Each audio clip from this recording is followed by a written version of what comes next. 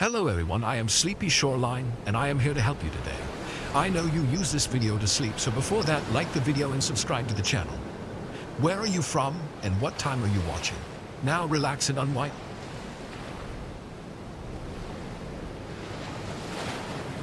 I'm a 25-year-old female. It was a couple weeks before Christmas. I lived in a small apartment in the city, but worked at an office further out in the suburbs. My shifts were all over the place, sometimes being early mornings and sometimes being late nights. This was one of those later nights where I got out at 11. I was the last to leave the office, so I locked up, then walked out into the snow to my car. I guess it had been snowing for a while, because there was about an inch or so on the ground. I wiped off my windshield, then let my car heat up and began the long drive home. I drove slowly, as the roads weren't plowed yet, so there was still a good amount of snow on them. A couple times my car lost traction, just for a split second, sending me into a mini panic before it would jerk back under control. It was a constant balance of trying to drive slow and carefully, but also not so slow that it would take 2 hours to get home. Only 20 minutes into it, my car lost traction again and just wouldn't stop sliding. I slid into a snowbank on the side of the road, slightly angled downward into a ditch.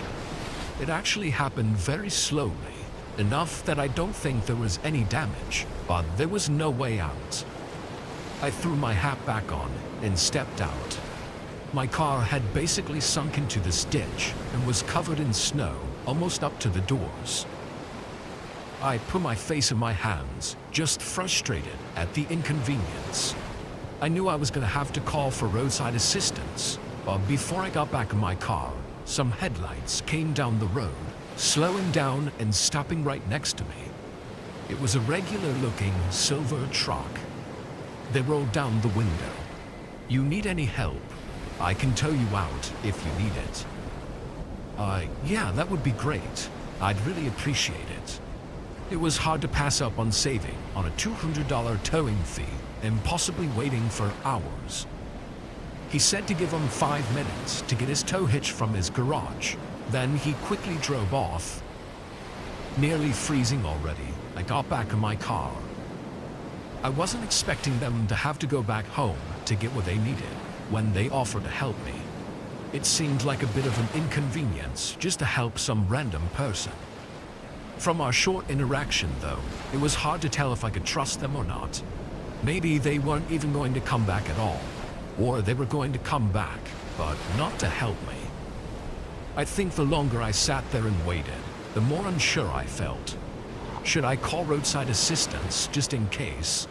I feel like I really put myself in a bad position. I jumped back in my seat, startled by loud knocking on the side window. There was someone standing out there, staring in at me.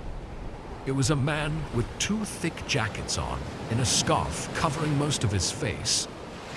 I cracked the window down, assuming he was wanting to help me as well.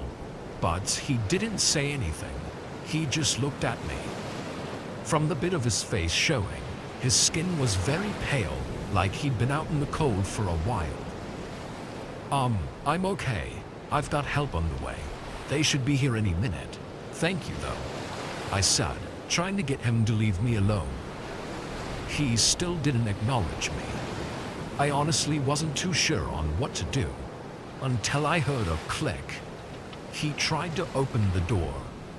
It took me a moment to realize that that's what I heard, and before I could react and roll up the window, he stuck his arm through the crack and unlatched the lock.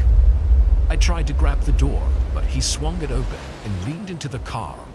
I tried pushing and kicking, but the guy was way bigger than me, pretty much just grabbing my arms and dragging me across the front seat and out into the snow. I was doing everything I could to wrestle my way out of his grip, but he slowly was forcing me further away from the road and into the woods.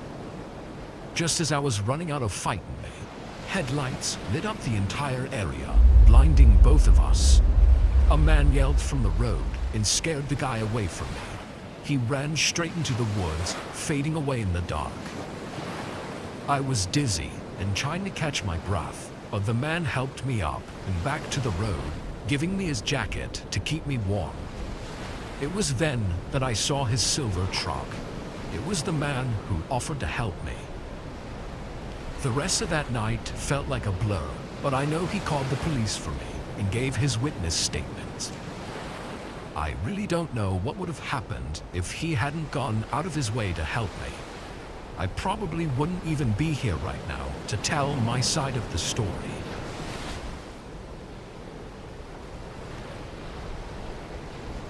This was during our school's winter break.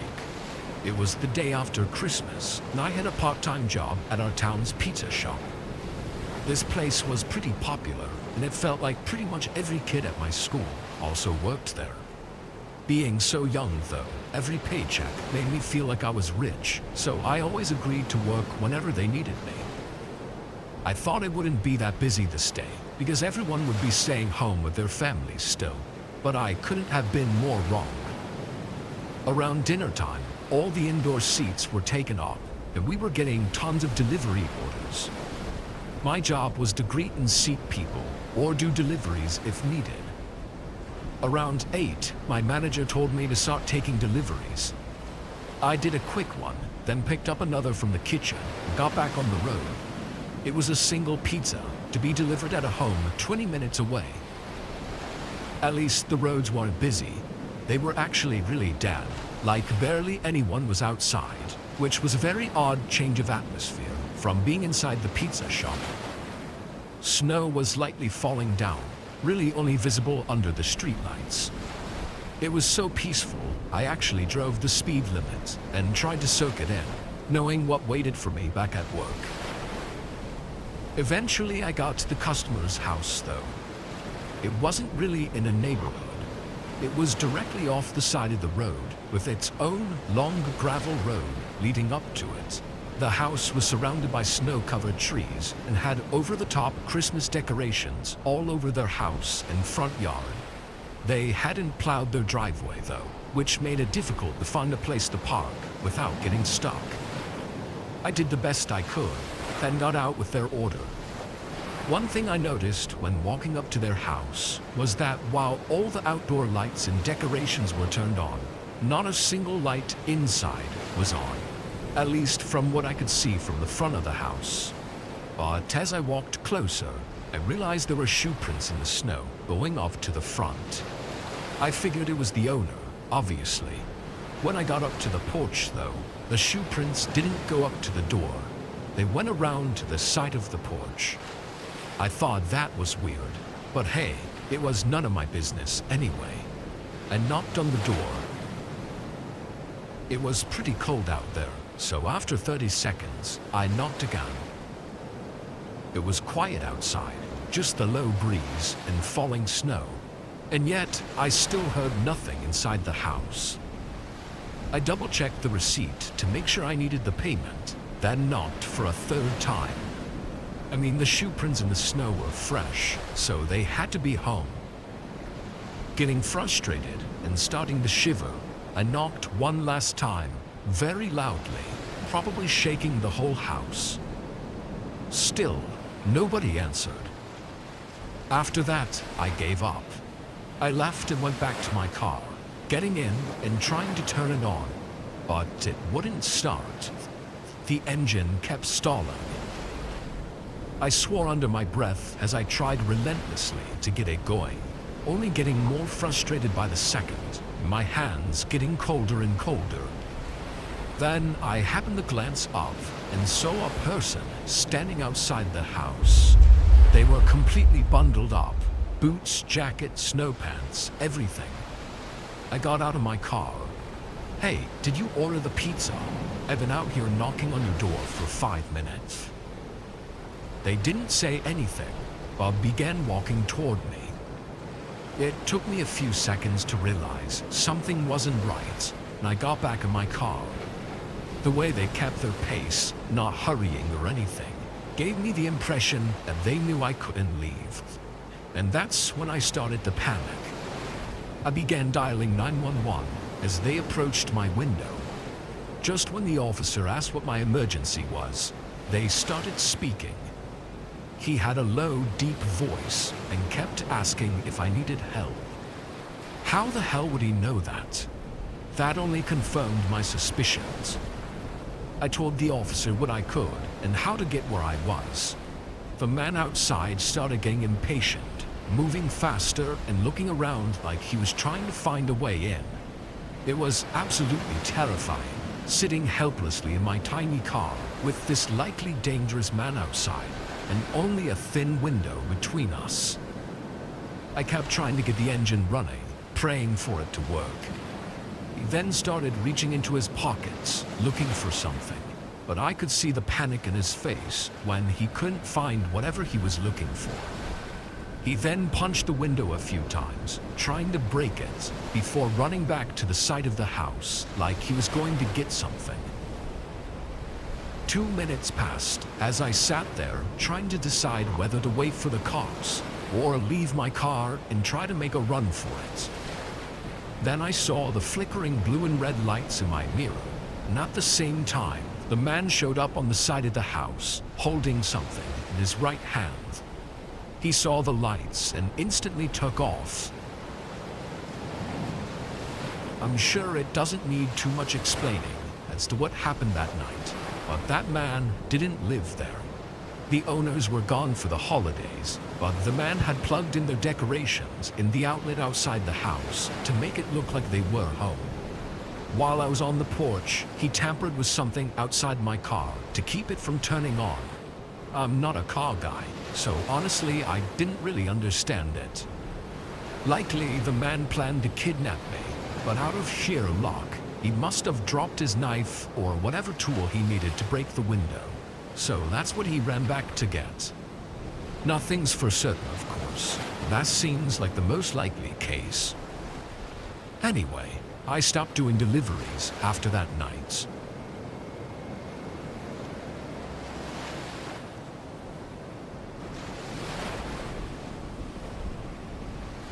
It was mid-January and it was snowing every day here. I worked from home, thankfully, so I didn't have to deal with the awful weather too much, aside from going to the grocery store and whatnot. Some of the days it was pretty bad, with heavy snowfall and gusts of wind. This day, I was in Zoom meetings all day for work, but my connection was really poor and not making for the best experience. Around 6, my connection had cut out completely, and I ended up just having to call it a night from work. The sun had already set by then, but I took my dog outside to use the bathroom really quick. The wind was so cold, it was painful. But while I was out there, I noticed a person standing near the road. They were just standing there, not doing anything, which is fine, but also strange in this kind of weather. I didn't stay out there long enough to really think about it, though. I hurried inside and warmed up, drying my dog's paws off and bundling up under some blankets on the couch. I turned on the news to play in the background, just in case there were any major updates or possible blizzards coming in. Only a few minutes went by when my dog suddenly perked up and a few moments later began growling at the front door. I didn't have any curtains open, so I couldn't see outside.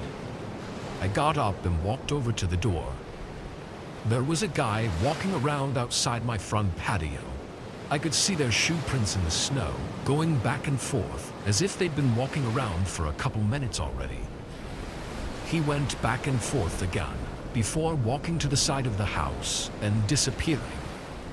After a minute, I went back to the couch. My dog, Gracie, was laying down again and didn't seem alarmed anymore. I wasn't really sure what to think about that guy walking around outside my house. It was odd for sure, but enough to call the police over.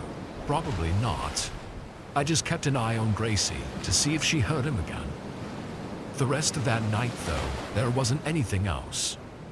I took Gracie out one more time around 10, and it was even colder and snowy outside, so surely nobody could be out here anymore. I then went upstairs to my bedroom and got ready, then hopped in bed and fell asleep. Actually, I'm not really sure if I'd fallen asleep yet, or was just about to. But I remember opening my eyes to seeing Gracie standing at the bedroom door. She was just staring at the door, head perked up and tail under her legs. I whispered her name, trying to call her over, but she didn't move. Gracie had always been nervous about strangers, but she'd never acted like this inside our home, so I knew something was up. I threw the covers off me and got out of bed, quietly walking to the door and putting my ear against it to listen. I don't know what I expected to hear, but it was quiet. I put my hand on the doorknob, about to unlock and open it, when someone on the other side twisted the handle. I stared in fear as it slowly moved back and forth. Someone was on the other side trying to open the door, and I was just moments away from unlocking it. I could feel my heart pacing faster, and at first I tried to stay quiet, but as the person started to get more aggressive with trying to open the door, I realized they already knew I was in that room. I ran to the bed, getting my phone and dialing 911 as I tried to look for some kind of weapon to defend myself with. It seemed like after I started moving around though, the person fell quiet, not trying to open the door and not moving in the hallway. Still, I grabbed my clothing iron from the closet and proceeded to tell the operator that I needed help. I want to say I waited 10 minutes for cops to arrive. They came in and found no one else inside. The front door was wide open though, probably lockpicked, and snowy boot prints were all over the hallways. They had no intent on stealing anything. They were just looking for me. Unfortunately, that's where the trail ends. The guy came and left with no other traces. I don't think I'd even be able to sleep at night, if not for Gracie watching my back.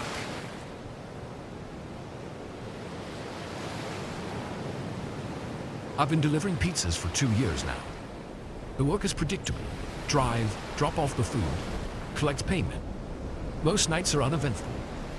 But one night I had a delivery that made me quit for good.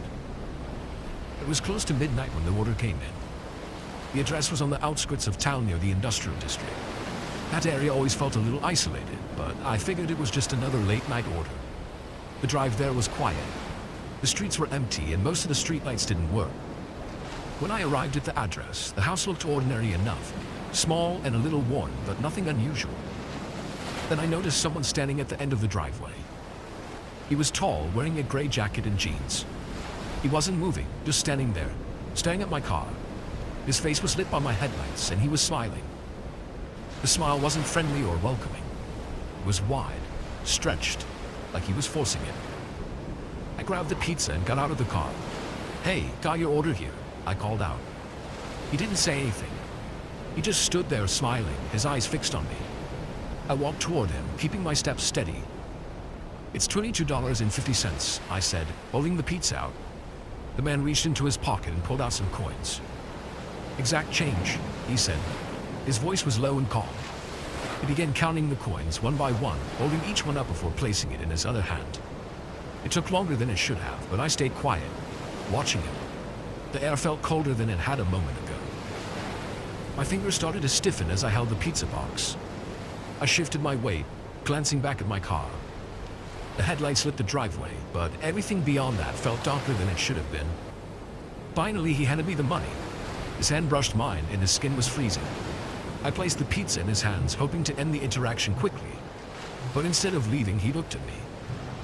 His smile grew a little wider, and he tilted his head slightly. "You drive fast," he said. "Too fast sometimes." My chest tightened. There was no way he could know anything about me. I hadn't seen him before, and I didn't recognize his face. "Oh, thanks," I muttered, stepping back. I turned and walked quickly to my car, my heart pounding with every step. I got in, started the engine, and drove away. As I pulled onto the road, I glanced in the rearview mirror. He was still standing there, holding the pizza, staring at me. I drove faster, eager to leave the area behind. The industrial district gave way to the main road, and the feeling of unease started to fade. Then I saw him again. In the rearview mirror, all behind me, he was walking. His head was slightly tilted and he looked the same as before. Gray jacket, jeans, and that same smile. I pressed the gas pedal harder, speeding up. There was no way he could be following me, not on foot. I kept driving, only checking the mirror once I reached the edge of town. When I looked again, he was gone. I let out a shaky breath as I pulled into the pizza shop parking lot. The lights inside were off. Everyone else had gone home. I parked near the entrance, letting the car idle as I tried to calm down. Then my phone buzzed. I picked it up, expecting a notification about the next shift. Instead, it was a text from an unknown number. Drive safe. My stomach sank. My hands tightened around the phone as I looked up. He was there, standing at the edge of the parking lot. The streetlights barely lit him, but I could see the shape of his face. The smile hadn't faded. I didn't stay to find out what he wanted. I threw the car into reverse and sped out of the lot, not stopping until I was home. I didn't go back to work after that. Delivering pizzas is usually boring. People are usually in a hurry to grab their food, and I'm in a hurry to get back on the road. But last Friday, I got an order that still doesn't make sense to me, and I don't think I'll ever deliver again. It was late, nearing the end of my shift. My manager handed me the last order of the night, a single large pizza. The address was for an apartment complex I hadn't delivered to before, which was unusual since I knew most of the regular spots in town. When I punched the address into my GPS, it showed a building on the far edge of town, right near the highway. The drive was uneventful at first, just the usual empty streets and the occasional car passing by. As I got closer, the area started to feel off. The streetlights became fewer and the buildings were run down.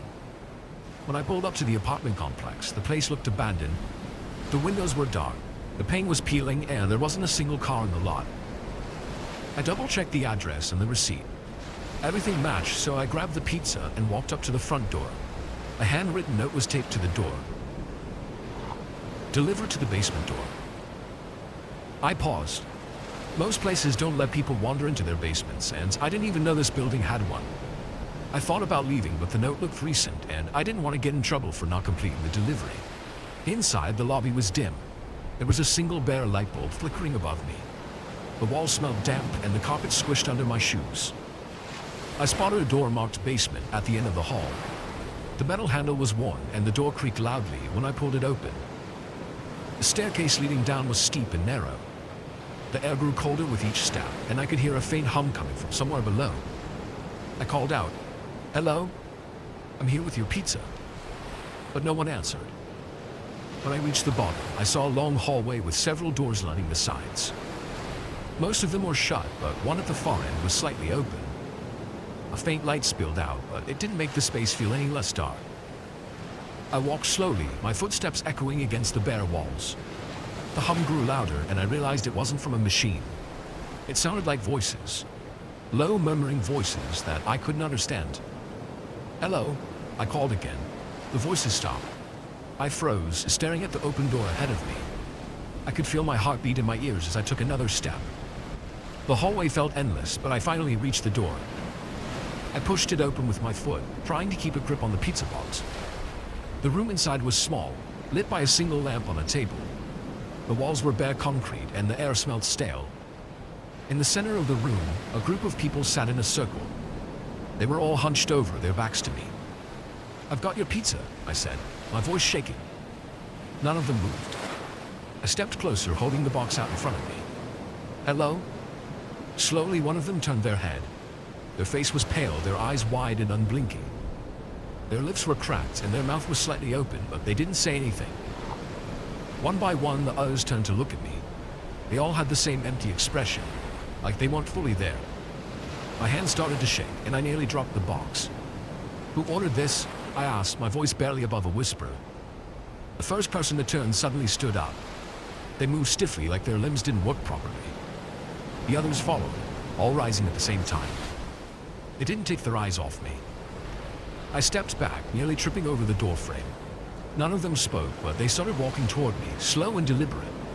My breathing quickened, and I dropped the pizza, bolting down the hallway. The air felt heavier as I ran. The light at the top of the stairs seemed so far away. Behind me, I could hear footsteps, soft at first, growing louder. They were following me. I hit the stairs and scrambled up, not bothering to look back. My legs burned as I climbed, my hands gripping the railing for support. The footsteps didn't stop. When I burst out into the lobby, I slammed the basement door shut and leaned against it, gasping for air. The building was silent again, but I didn't wait around. I ran to my car, jumped in, and sped off without looking back. When I got home, I tried to convince myself it was some sort of prank, but it didn't add up. The faces of those people stayed with me, the way they moved, the way they stared. The next day, I told my manager I was done. I didn't explain why, and I don't plan to.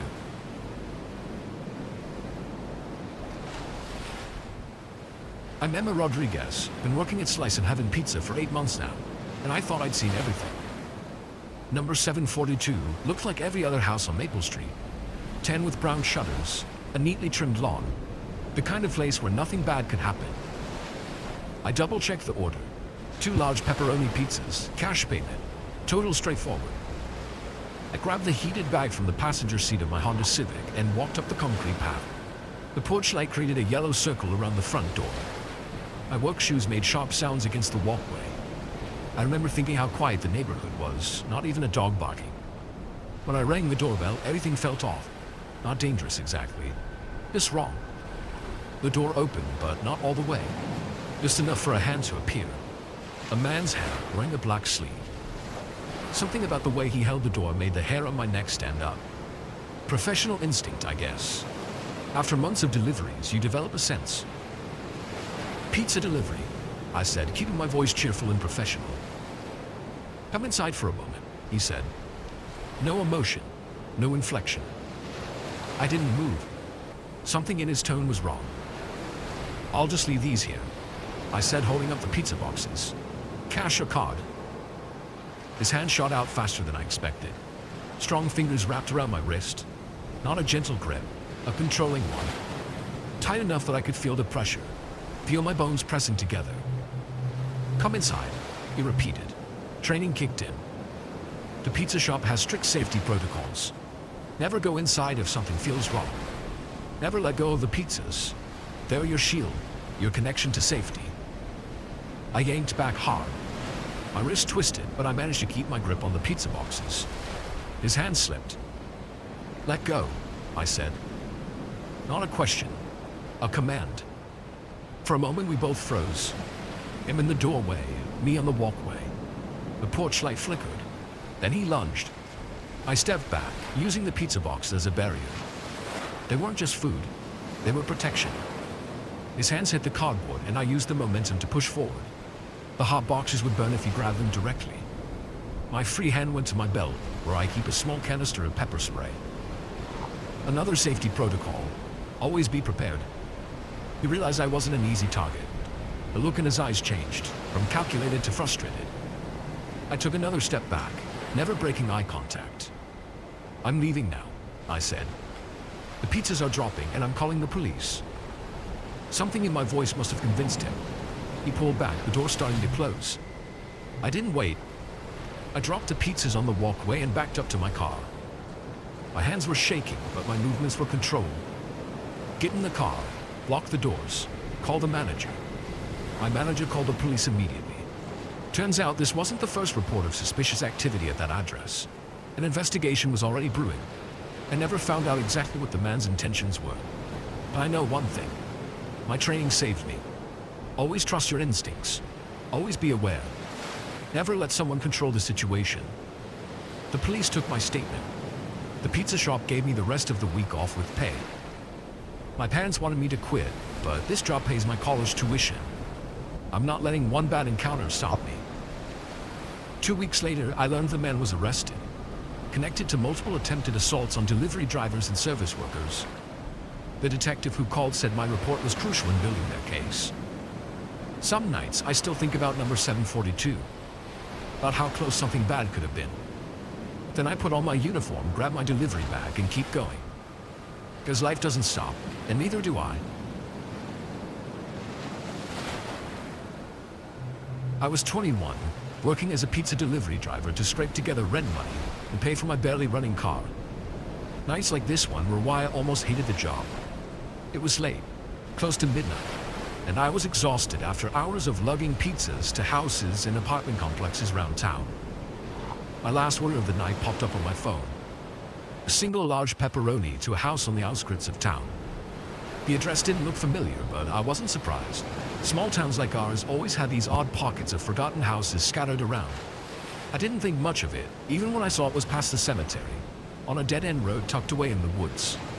I punched the address into my GPS, grabbed the pizza, and climbed into my car. The drive out there felt unusually long, and as I passed the cemetery, my headlights seemed to dim slightly, struggling against the darkness that thickened with every turn.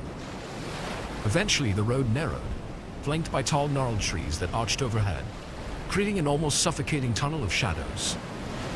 Finally, I spotted the house. It sat back from the road, a weathered two-story structure with peeling paint and shutters barely hanging on. The driveway was empty and there were no lights on inside. The place looked abandoned. I parked my car and hesitated, gripping the pizza box tightly. My phone had no service, so I couldn't call to confirm the order. I glanced at the ticket again. This was the address. Taking a deep breath, I walked up the creaking porch steps, the wood groaning under my weight. The air was cold, colder than it should have been for a summer night, and an eerie silence hung over the property. I knocked on the door, the sound echoing unnaturally in the stillness. For a moment, nothing happened. Then faintly, I heard it. The sound of slow, deliberate footsteps from inside the house. They were heavy, dragging slightly, as if whoever was moving didn't have the energy to lift their feet. "Hello," I called out, trying to sound more confident than I felt. "Pizza delivery." The footsteps grew louder, closer, and then stopped just on the other side of the door. I held my breath, waiting. The door creaked open, just a crack, and a pale, bony hand slipped out. The skin was almost translucent, stretched tightly over long, knobby fingers. The hand held out the exact change for the pizza, trembling slightly. I stared at it, frozen. Something about the hand didn't feel right. Didn't look alive. Before I could react, I heard a voice, soft and desperate, coming from somewhere deeper inside the house. "Please, don't leave me here." My blood ran cold. I took a step back, glancing around to see if anyone else was nearby. Nothing but darkness surrounded me. Are you okay?" I stammered, my voice barely audible over the pounding of my heart. The hand didn't move. It just hung there, waiting. The voice came again, louder this time, filled with fear. "Please, help me. Don't leave." My instincts screamed at me to run, to get in my car and leave, but something kept me rooted to the spot.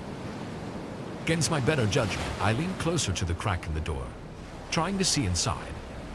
The darkness beyond was impenetrable, like a void. "Hello?" I called out, my voice shaking. "Do you need help? Should I call someone?" The footsteps started again, but this time they sounded like they were retreating, moving further into the house. The hand slowly withdrew into the darkness, and the door began to close. "Wait!" I shouted, stepping forward, but the door slammed shut with a force that sent a shiver down my spine. The porch creaked beneath me as I turned to leave, but before I could step off, I heard the voice again.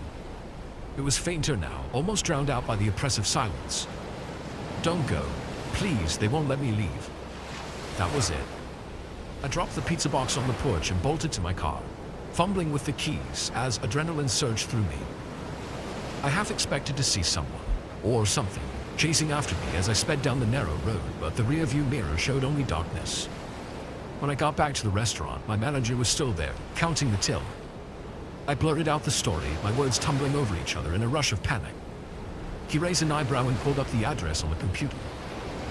"That's weird," he said after a moment. "We don't have anyone listed there. Are you sure you got the right place?"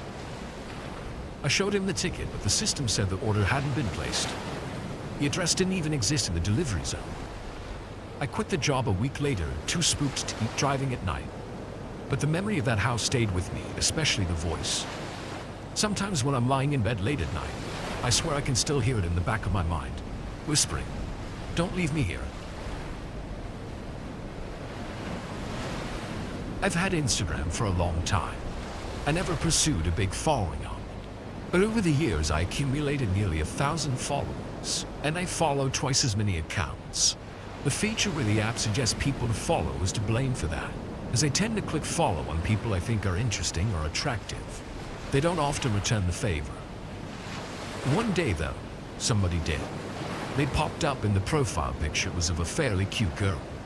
So I went through her profile. The post went back pretty far. She had the same number of followers as me and was very pretty, but was also quite modest about it. The kind of bounce that screamed girlfriend material to me. So of course I followed her. The only odd thing on her profile that suggested anything was amiss was that there was an unusually large gap between her last few posts. And the last post is a little different than the rest.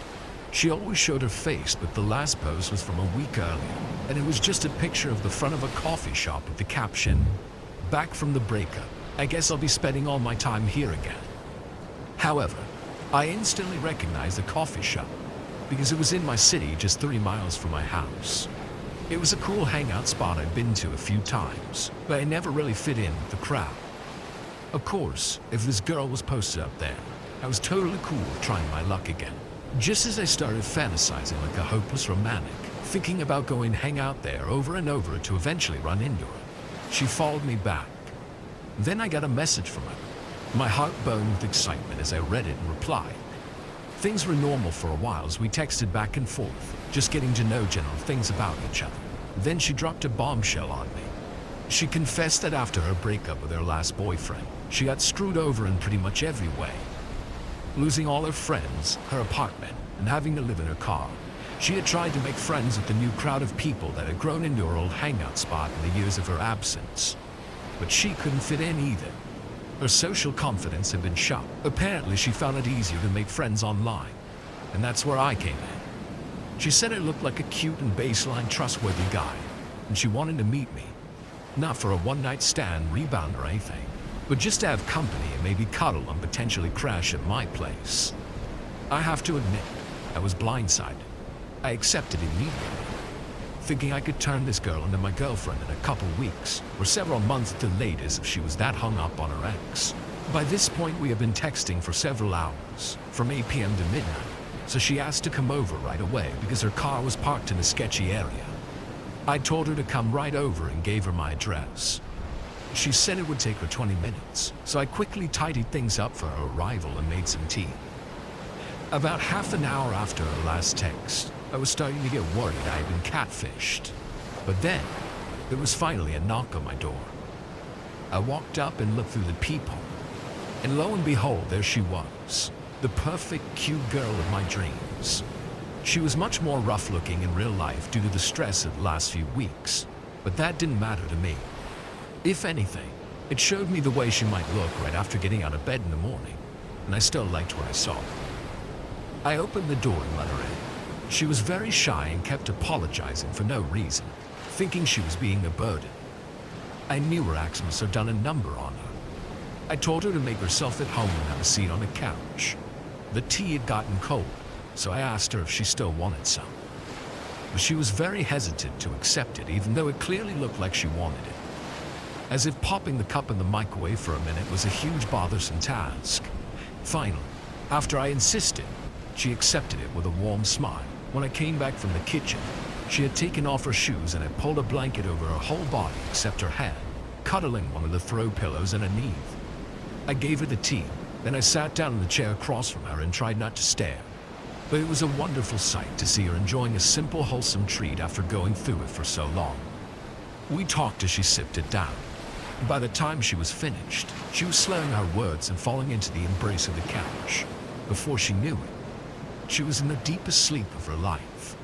She woke up in my basement cellar, our hands and feet tied together and chained to the wall. It wasn't until 8 in the morning that I finally heard her faint screaming for help. But no help will ever come for her.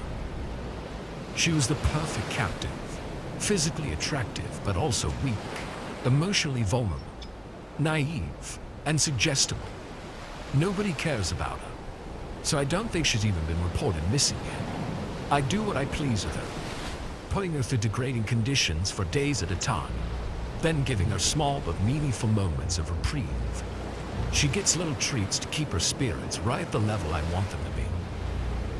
For the moment, she's complacent, but if that would ever change, I could break her easily.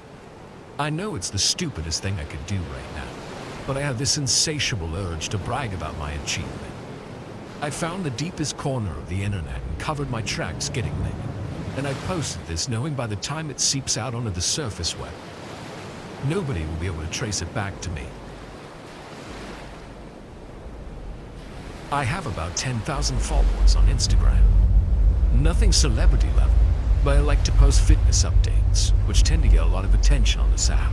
I'm no stranger to randoms and weirdos making thirsty comments on my posts, but I don't care either way about deleting and blocking creepy stuff or playing into it for more engagement.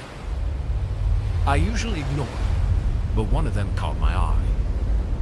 A man commented on a recent post in which I was feeling particularly confident. This man was different than the rest of the dirty commenters I usually get. He was very old. He wasn't withering away, as he looked fairly active and healthy when I looked through his profile, but he was still 72 years old. His comment was especially creepy, almost like his long years had given him that much more experience in making women uncomfortable. He said, "It's been so long since I've had show ya. You'd be a darling if you could change that for me." That just felt gross to read. I did some digging out of unhealthy curiosity, and I found out that he lived in one of those swinger towns, the towns that retirees move to so they can screw as much as possible before biting the dust, and it happened to not be far from where I lived. A few days later, I made another post. Not even 10 minutes later, instead of commenting, the old creep went straight to my DMs. This time he said, "My wife's dead, you know. You don't have to worry about her. I'm just a sad, lonely old man in need of a tight young woman." Not only was I dealing with a gross old man persistently coming after me, but he was surprisingly good with technology. He saw that I left him on red and used it against me. When I didn't respond, he said, "You're just going to ignore me? You're missing out. I've got a bottle full of pills and the heart of a lion. I could plow you from dusk to dawn." I had a visceral response to that one, and finally texted back that I didn't want anything to do with him or his STD-ridden body. Then I blocked him. Over the course of the next few days, I slowly forgot about him. I went to the gym every day after work like usual. Then I went home to my condo and posted a couple pictures here and there. No more creepy old man, thankfully. Although there's never anything stopping a person from making a different account to lurk on my page. I didn't worry much about it though. Then, one evening, I came home from the gym and saw an unusual car parked in the row of parking spaces in front of my condo unit. It was an old-style car from the 70s or something. I knew nobody living near me drove anything like that, but the spots aren't reserved, so I figured someone was having a visitor. I went inside to shed my belongings and get a nice long shower. I wrapped a towel around me and walked across the hall to go back to my bedroom. I hadn't even turned the lights on yet, but there was enough light coming through the window that I didn't feel like it was necessary. I went over to my dresser and started pulling out clothes. Then I dropped my towel to get changed into them. That's the exact moment I heard a voice from the closet say something that still rings in my ears to this day. I've always wanted to try taking it by force. I screamed as the old man jumped out with a knife in his hand. I made a run for the door, but he grabbed my wrist and yanked me back, turning me around and pulling me up close to him. I fought back against him, despite his threats to slice open my neck. The more I tried to get him off me, the tighter his grip became, and the more desperately I tried to kick him and clawed his face. I dug my nails into the side of his head and dragged 3 deep gashes across his face. He shouted in pain, but then began to laugh like a psycho as his hands wrapped around my neck. He squeezed and shoved me onto the bed, getting on top of me and forcing the life from my body. I tried reaching for the knife he had dropped, but things kept getting darker, and the look on his face just became more monstrous as his head swelled with intensity. Then, for no apparent reason, his grip loosened, and his expression became stunned. He staggered back and started to collapse and shake, and before I knew it, he was on the floor, having a full-blown violent seizure. I immediately went for my phone and dialed 911. After taking hold of the knife, I watched over the old man's body as he continued to convulse. I counted the minutes, 1, 2, 3, 4, 5.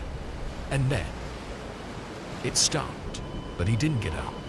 He twitched a few more times before the paramedics and police finally arrived. But I later learned that he had already entered a coma from which he never recovered. 2 weeks prior, he'd been diagnosed with severe terminal brain cancer and given barely any time to live, leading to his aggressive, atypical behavior and disregard for any consequences his actions may have had.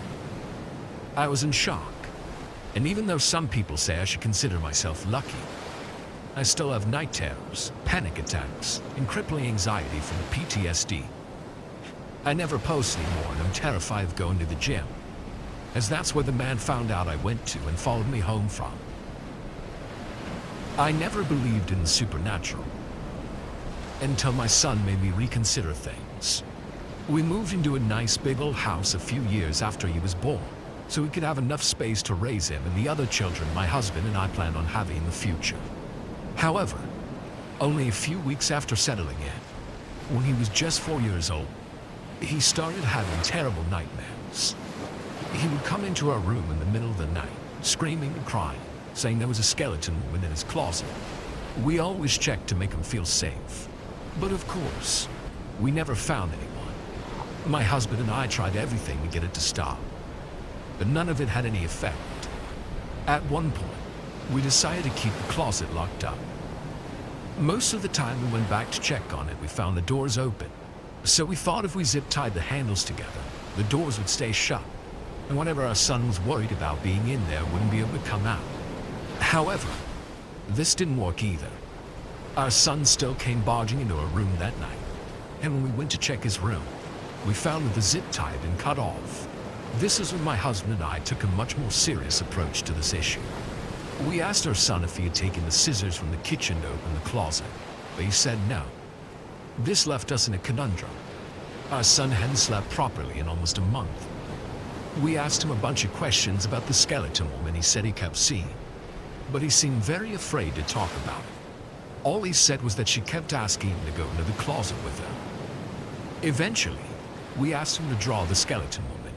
It was a simple drawing, just a stick figure of a woman dressed in a long plain dress, peeking out of the closet.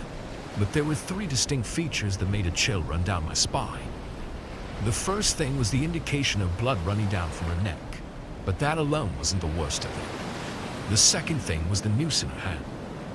When I asked my son what she was holding, he said he didn't know except that it was a piece of rope she always had.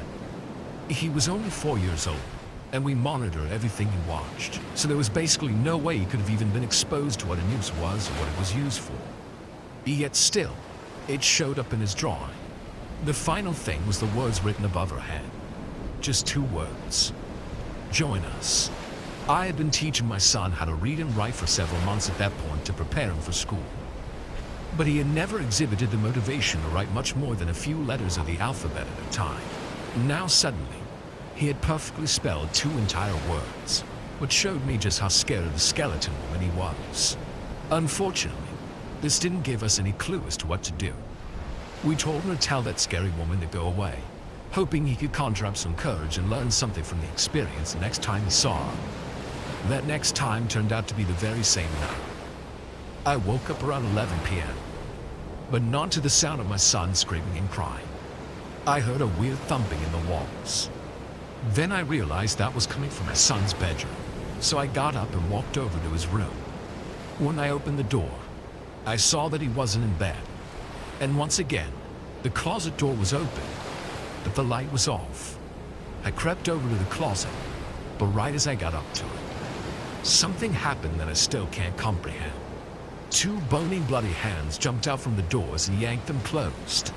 I immediately ran over to them and tried to get the closet open, but no matter how hard I pulled, they wouldn't budge. I screamed for my husband to help me, and a few seconds later, he came running in. I told him to break down the doors, and without any second thoughts, he stepped back to the foot of her son's bed, then charged straight at the closet, smashing through the doors. He fell to the ground on top of them, and I raced in to find my son hanging by the neck from the rack. His face was swollen and purple, and he was still fighting against the rope, kicking the wall and trying to pull himself up.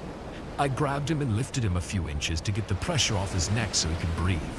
My husband stood up a few moments later and was absolutely shocked.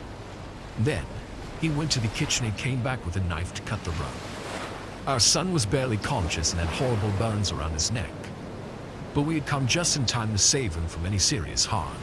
However, we still took him to the hospital to make sure he was okay. In doing so, we inadvertently forced the doctors to call the police to do an investigation, as if we had abused our son. We were questioned by the sheriff himself. Among the many questions he asked, one of them was if we knew anything about the history of the house we were living in, which we did not. He went on to explain that 30 years ago, when he was in his second year as a deputy, he was called to that house for a wellness check. A family had been living there, but the mother had been so horrifically abused and starved by her husband that she had a severe psychotic breakdown. She severed his genitals in his sleep, then suffocated and hanged all 3 of their children in the exact closet of my son's bedroom before slitting her own throat. It was only the sheriff's knowledge of that case that kept us from being charged with child abuse. And he strongly urged us to move out of that house as soon as possible, which we absolutely did.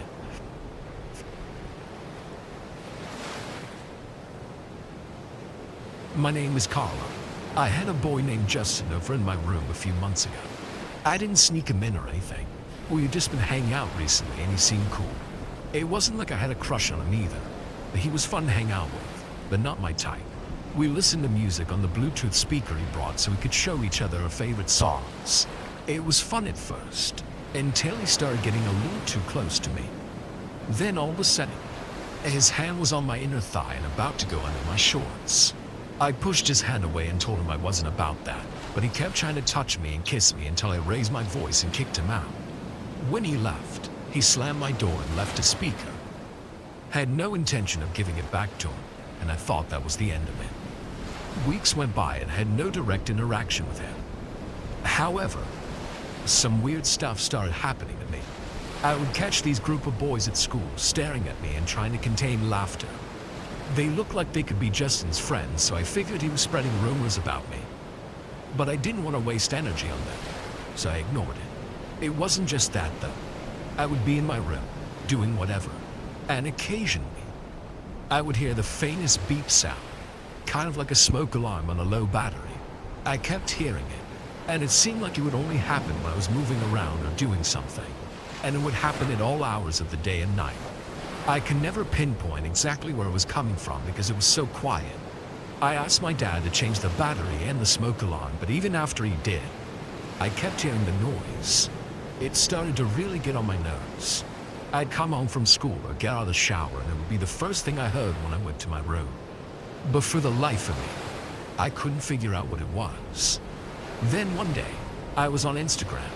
I was recommended an account. The profile picture was just a black circle, but the part that caught my attention was the username, the Carla Shell. I didn't like the fact that it was using my name that way, so I went to see what was up with the account, but it was private. I had requested to follow it, but days went by and I never got accepted. Something was telling me I had to know what was on that account. So I made a totally new account and tried requesting to follow on that. But again, nothing. When that didn't work, I concocted a plan. I hit up another guy from school, someone I knew well enough to call in a favor. I sent the account to him and asked him to try following it, then update me on whatever happened. A few hours later, he FaceTimed me and shared a screen. He explained what was happening as I read his DMs of the account. Whoever was running it hadn't accepted his follow request, but was asking him a bunch of questions to make sure he was cool. Stuff like what school he went to, or if he knew me. Then they wanted collateral. The collateral in question was very sketchy. My friend had to send a picture of himself, showing his entire body and covering nothing. If he were to break any of the rules he had been told to follow regarding the account, like if he told anyone about it, the picture would be leaked. At this point, I told my friend he didn't have to go through with it, but surprisingly, he was completely okay with it. He said he had become very interested in uncovering the mystery of his weird account, and was as sure as me that something bad was hidden that needed to be exposed. After he gained access to the account a few minutes later, he shared a screen with me again so we could see what was on the account at the same time. Neither of us were prepared. The entire account was pictures and videos of me in my bedroom, completely unaware I was being filmed. All sorts of things were captured, from mundane stuff like me doing my makeup to much more exposing things. But I knew it must have captured even more revealing stuff that couldn't be posted to Instagram, even on a private account. That's when we clicked on the link in bio, which led to an OnlyFans account also called The Carla Show. It cost $20 a month, but I needed to know if it was all the stuff that wouldn't get past the automated censors of Instagram. So I paid. The Instagram account had 24 followers, and the OnlyFans had 10. And they were all boys from our school. After my initial freakout, I realized that everything had been taken from the same angle. I went to where that was and found Justin's Bluetooth speaker on my dresser hidden in the clutter. I knew then that it was a secret spy camera he had set up while in my room, and plugged it in so the battery would never die. The entire time he was hanging out with me, he was just waiting for the right moment to set it up so he could sell the footage of me to his disgusting friends. I hadn't thought about the speaker at all, but I realized then that that was what had been making the beeping sound all along, which must have been the moments when I started recording. I did my best not to act as though I had discovered it, so the sicko wouldn't try to cover his tracks.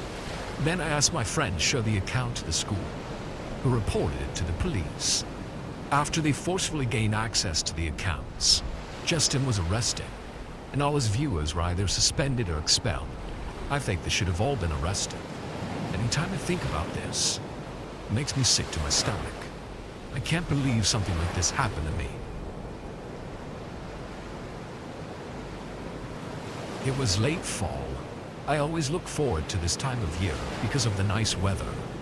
Halloween was also one of my favorite holidays, given all the horror movies to watch and fun decorations to put up. This was the day after Halloween, though. I had the day off of work, but I was pretty exhausted from a party I went to last night. So today I just wanted to relax and get a few things done around the house. My plan didn't exactly go as planned, though.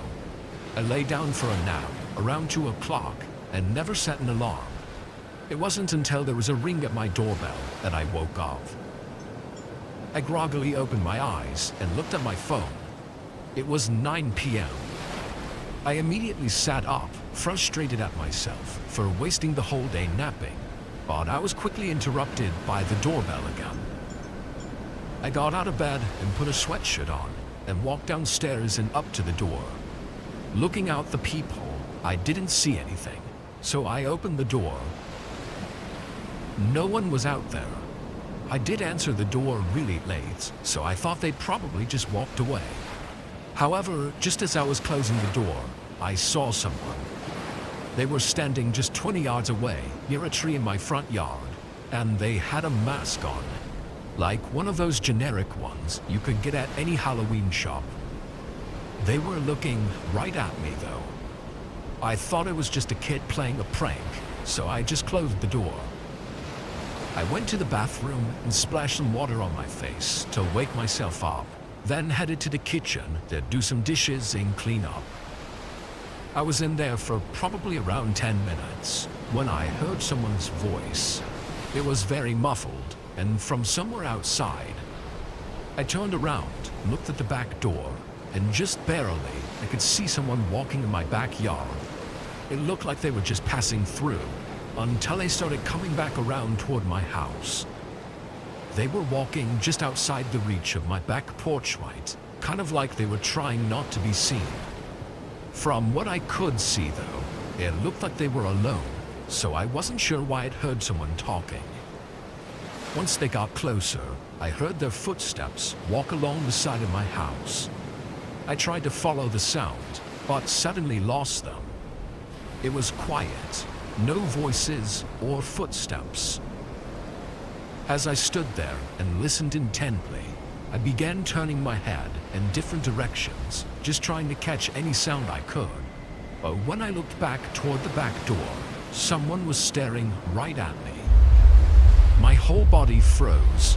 They were wearing that same Halloween mask, but it was someone else. This person was noticeably bigger and taller than the other one. "What the hell are you guys doing?" I yelled, hoping that if it was kids, then maybe they'd be intimidated easily. It really didn't work. They moved away from the door and around the opposite side of the house. Just as I was going to follow them, I heard a crack behind me, followed by footsteps sprinting away. Right where I heard the sound from, there was a window, and when I lifted the blinds, I could clearly see the outer part of the wooden window sill had been split off. They were clearly trying to break it open quietly while I was distracted by the other person at the back door. Once they blew their cover, they ran. And after quickly figuring all of this out, I ran upstairs and called 911.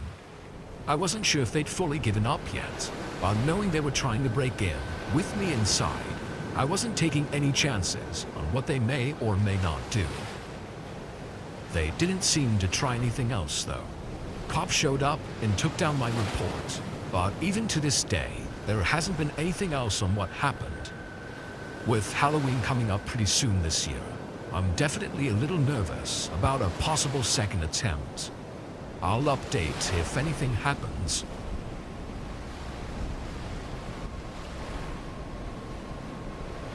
I was camping with a friend of mine in rural Washington.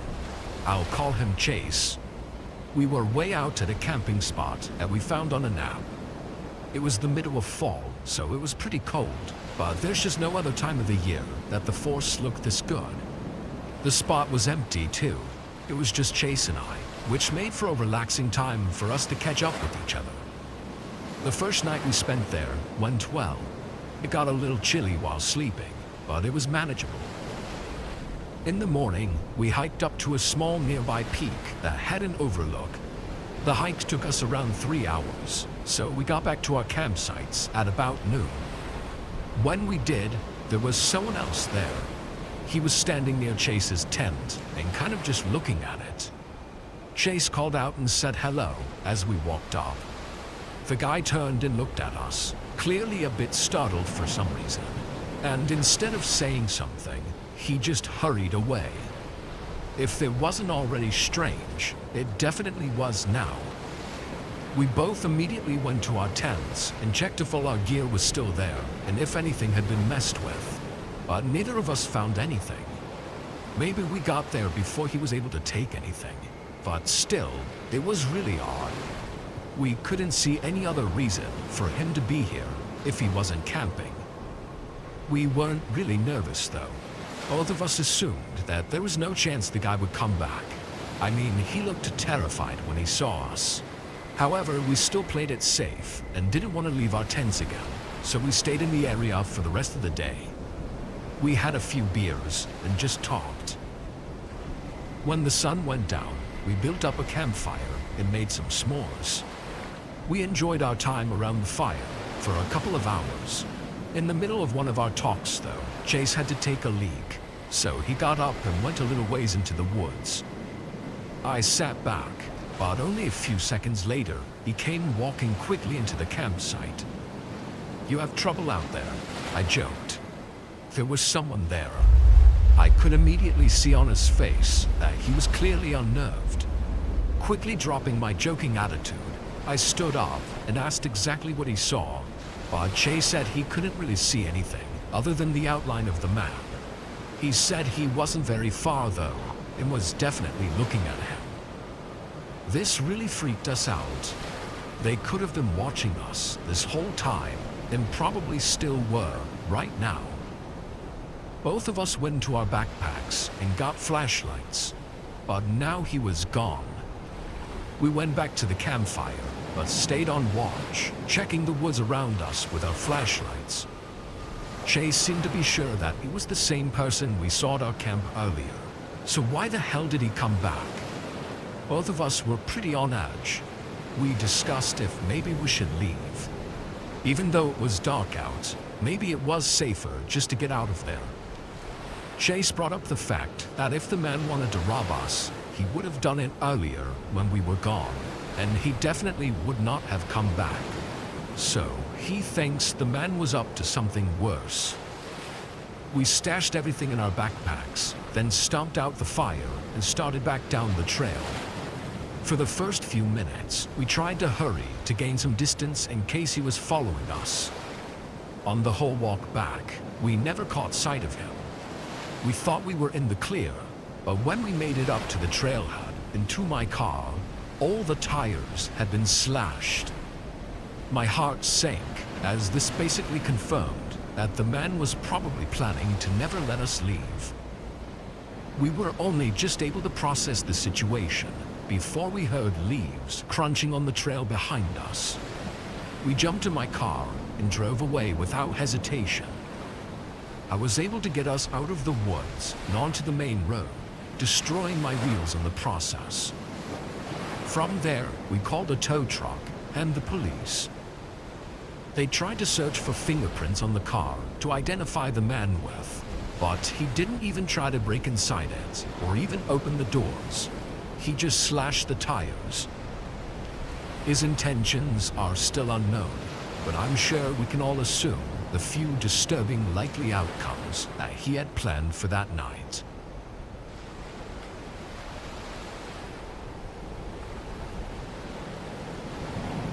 Four years ago, in late October, I picked up a new job at a gas station. My friends were throwing a big Halloween party on the 31st, but because of when I got hired, I didn't have any vacation time, so unfortunately I had to work that night. At least I had most of the day to hand out candy and watch some movies though.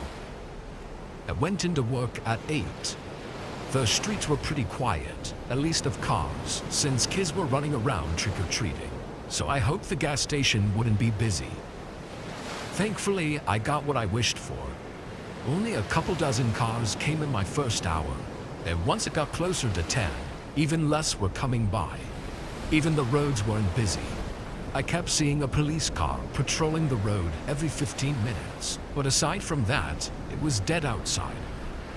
I was fine with it being slow, but scrolling through my phone and seeing everyone else having fun on Halloween night was a little depressing, so I grabbed some boxes from the back of stuff to refill on the shelves. Another little while passed, and as my back was to the front door, I heard the little bell go off. I turned around and saw 3 men walking into the shop. They were all wearing Halloween costumes, like full costumes with masks and everything. One of them was dressed up as Michael Myers, but the other 2 I didn't recognize. Probably some other typical Halloween characters. I could tell immediately they weren't kids though. They were grown adults.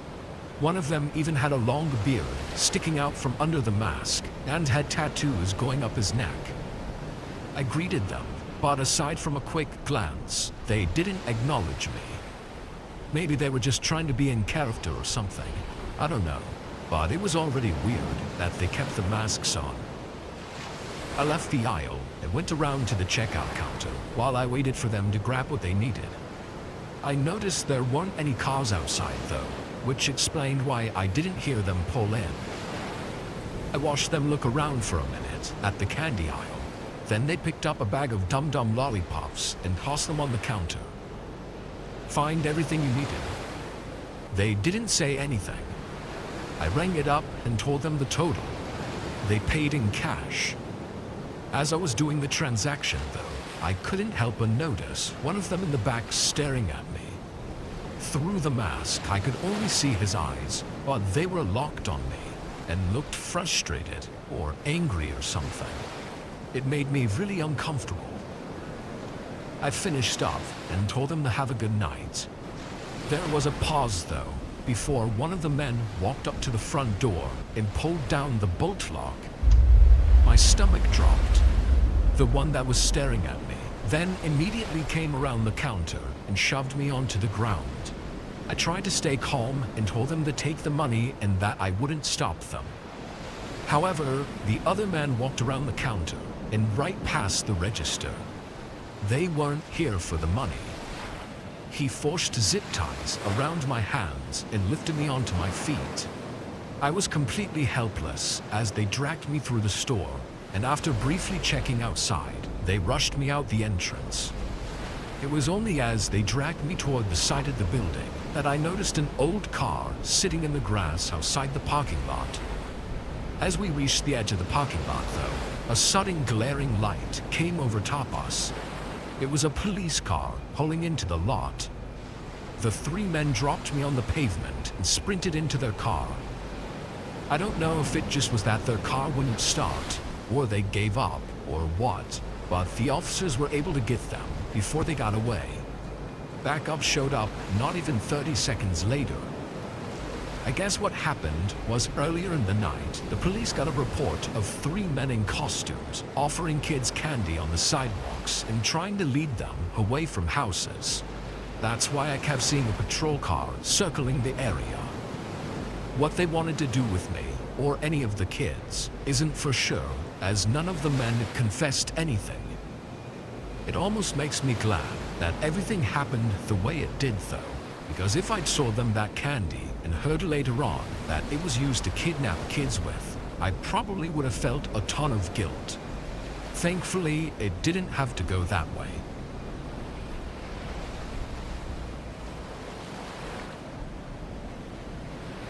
It was mid-November.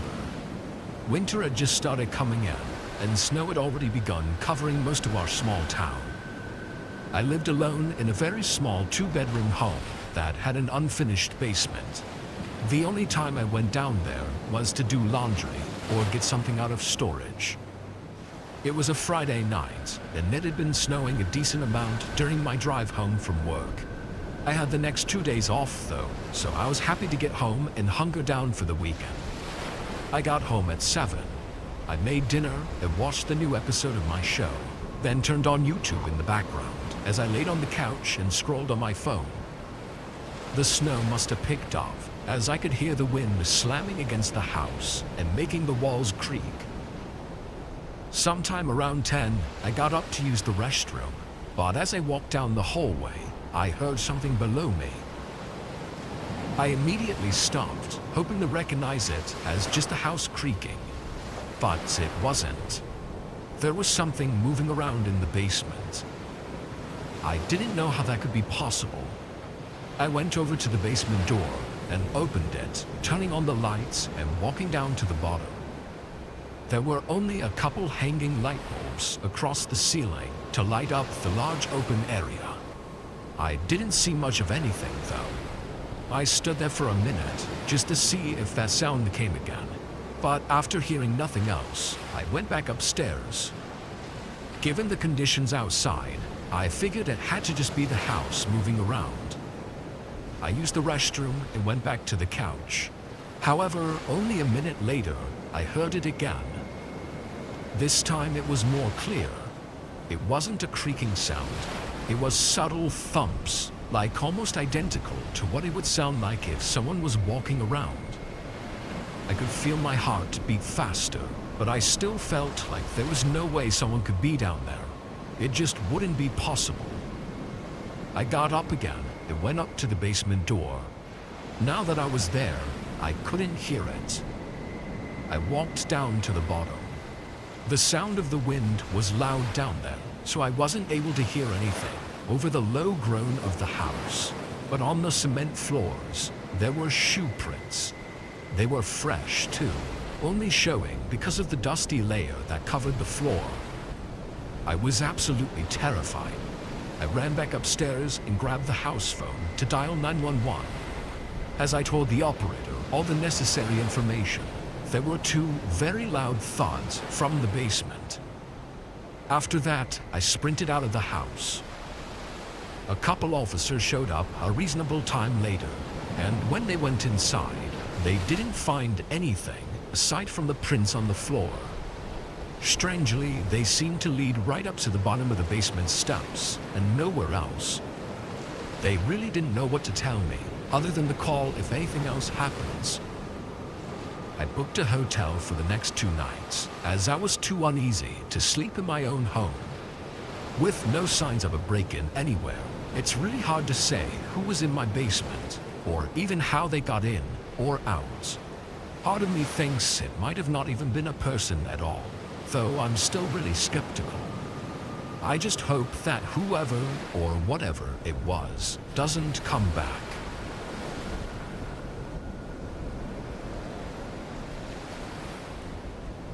This was way back in 2014. I was in 6th grade and had a small group of friends that I was going trick-or-treating with on Halloween. Now, every time before this, one of our parents always felt the need to tag along, which never let us have the full experience, knowing we were being watched and had to behave. But this year, we were free to do as we please, so we wanted to make the best of it. It was me and my friends Johnny, Colton, and Wes. After school on Halloween Day, we all got into our costumes, met up at Colton's place, then started making our rounds. Honestly, I don't think any of us thought it would take so long to go through Colton's neighborhood. Most of the houses had good stuff though, even full-sized candy bars had some of them. It was about 8 o'clock when we made it to the other neighborhood. None of us had ever really been there, but it had even bigger houses that we knew had to have the best candy. It was pretty dark out now, and these houses were more covered by trees, so it probably wasn't a good idea to go there. But of course, we still did. We went down the street, stopping at 10 or so houses, when we went up to the last one on the block. This one was noticeably more spread out, further from the other houses, and it looked older, like it was probably there before all the other houses were built around it.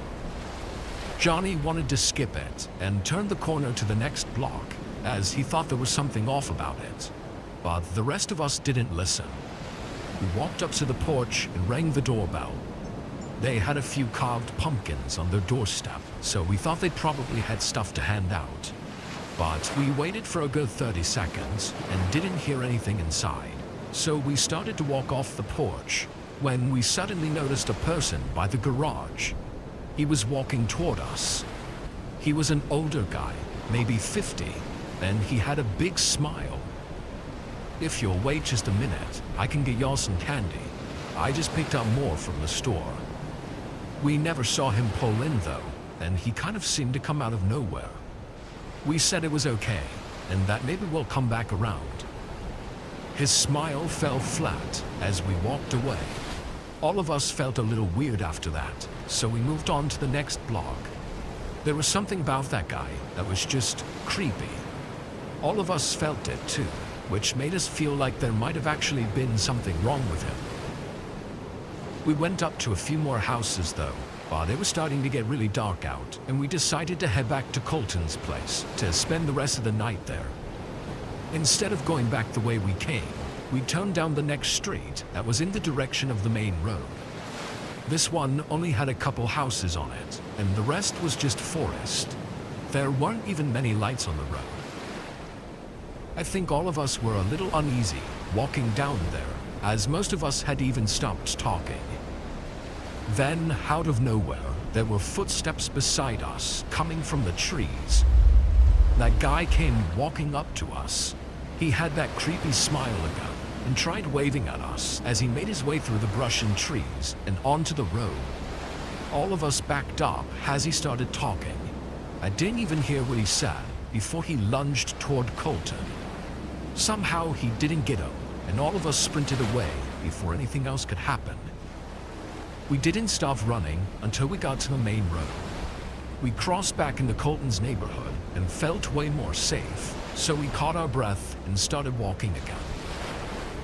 The walk back to his place was only 10 minutes, but around halfway there, an old gray sedan with tinted windows started passing by us. The first time we barely noticed, but they circled around 2 more times, slowing down each time they passed us. We picked up the pace and got back inside Colton's house. None of us really knew what to do after that point. Stupidly, we chose not to tell anyone because we thought they would have never let us out alone anymore. We never saw that guy again though. What he would have done is unknown. I was staying at a cabin for the weekend. It was in a campground an hour from where I lived. Being that I lived in the heart of the city, I always liked to go stay out in the forest for a few days during fall so I could enjoy the nice weather and colorful trees. This wasn't a fancy campground. It was only $10 a night, and the cabins were only 200 square feet. Basically one small room with a bed in the middle. The first day I was there, I spent most of my time outside. There were a few small trails I went on. The second day, I sat outside in a lawn chair that was set up behind the cabin. The leaves blowing in the wind was such a nice sound to listen to that I could have sat out there forever. I don't know how long I actually sat out there for, maybe 3 or 4 hours. At some point though, I spotted a person out in the woods. They were far out, like 150 yards from me, and were just standing between the trees, not moving at all. From what I could tell, it looked like he was looking right at me. I wasn't sure though, so I just stayed there and waited for a few minutes. After that, I started getting creeped out, being unable to tell if he was looking at me or not. I went back inside and stayed in until sunset. The wind got louder and more hectic after the sun went down. Inside the cabin, it was really loud, especially with the windows not being properly sealed. The wind was making that high-pitched swooshing sound all night. Normally I wouldn't mind, but I think it made me nervous because I knew I wouldn't be able to hear the leaves crunch if someone was approaching my cabin. Seeing that guy earlier just put me in an uneasy mood. I lit up the fireplace though and sat on the sofa chair, trying to wind myself down for the night. An hour or so passed before there was a sudden knock at the front door. I jumped up from my chair, being fully startled by it. After a few seconds, they knocked again. I could feel my heart racing. It had to be almost 9 p.m. by now, so someone knocking at my cabin in the woods was extremely unsettling. I didn't know if I should say something or stay quiet. I ended up staying quiet, just out of hesitation, but they continued to knock until the knocks became hits. Over and over, it started sounding like they might actually break down the door. Then it stopped. There was a whole long minute of silence as I stood and waited for whatever the hell was going to happen next. Wondering if they left, I moved up to the door as quietly as I could and looked out at the people. There was nobody outside. I felt a slight bit of relief. I looked for another 30 seconds, just to be sure. Then I backed up and turned to get my phone, only to see a pair of eyes piercing into mine through one of the old windows. As soon as we made eye contact, his head moved out of sight. Then it was quiet again. The wind blowing around made it 100 times more eerie.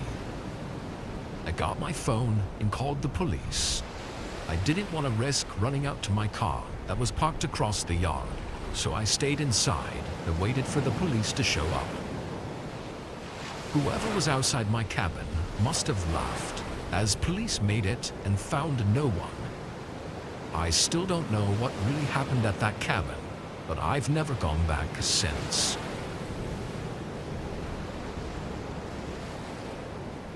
It was about late November in Colorado, and I was about 7 or 8.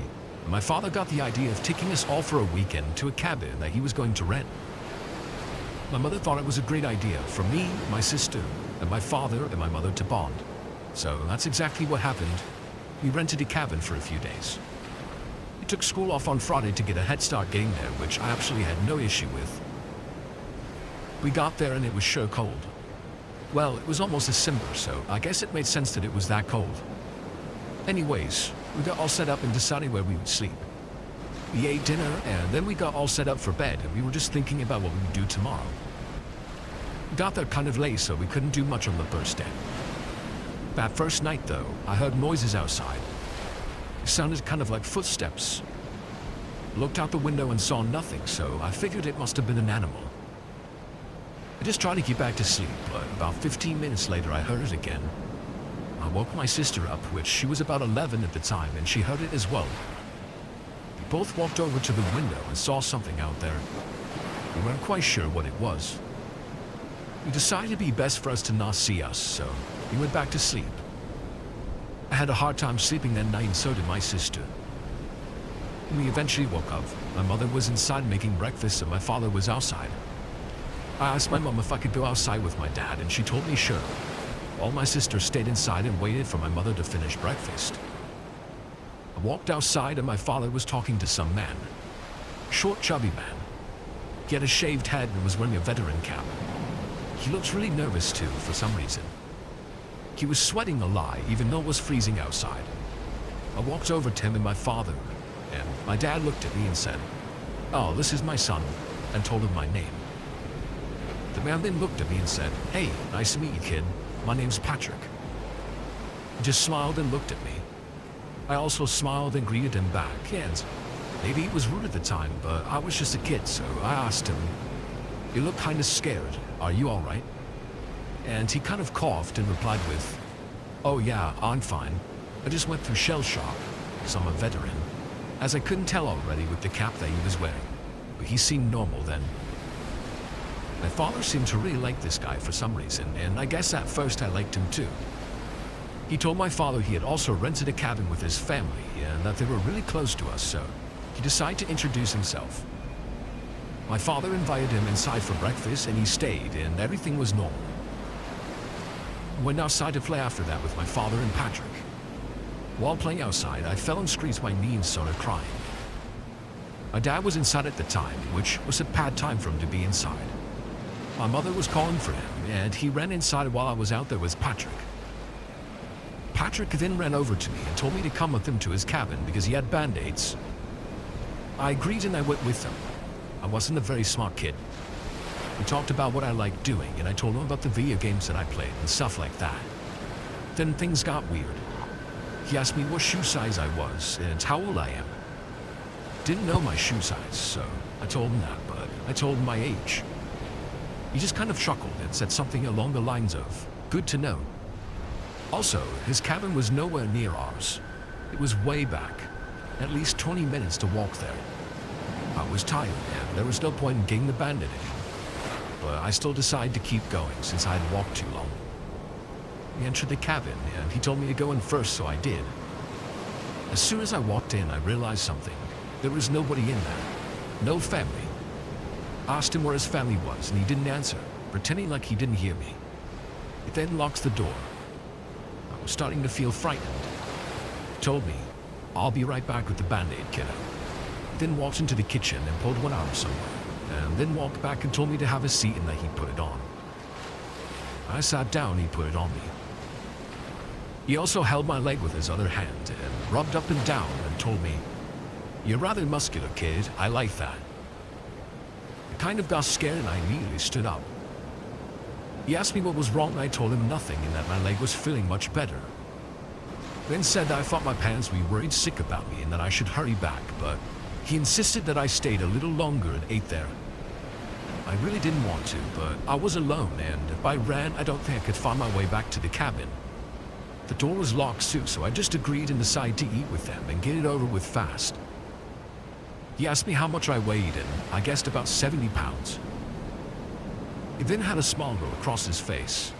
He nodded and said, "Perfect weight." I asked him what that meant, and he just kept smiling at me. I was really weirded out when I asked him if I could go. He told me no and that things were just getting started and I shouldn't miss out on the fun. He had such a weird tone when he said that too. I then heard a big bang come from the bedroom. It was a closed door. Patrick stood up and looked kind of angry. He walked into the room and shut the door behind him, and I heard him yelling, "Did I tell you that you could move? No, stay where you are, I have company," or something like that. He then walked out with a smile on his face and shut the door slowly. "Sorry about that, that was just my wife. She's really sick and not allowed to be near visitors today." He was smile while saying that also. I really wanted to go, and I looked around the room and noticed there were clothes everywhere. It was really messy. Must have been living out of here. That moment, his wife walked out of the room. "I'm hungry," she said. At this point, the man looks pissed. That's when he yelled, "Get back in there." His wife was extremely pale and looked like she had been crying a lot. She was sniffing and had red circles around her eyes. She looked at me, then walked back in the room. I asked him where his kids were, and he didn't answer. He told me that he had kids' clothes that he wanted me to try on, and that was the last straw for me. I had to get out of that situation, and I didn't know how. I started crying, and then he hugged me. He told me it'll be okay, that nothing is going to happen, and just try on the clothes. He walked in the back room, and I thought this would be the perfect time for me to leave. I unlocked his door and I tried to leave as quietly as I could. I didn't even care if I got lost anymore. I just didn't want to take any more chances with Patrick. That was even his name. I had a feeling that he had been lying.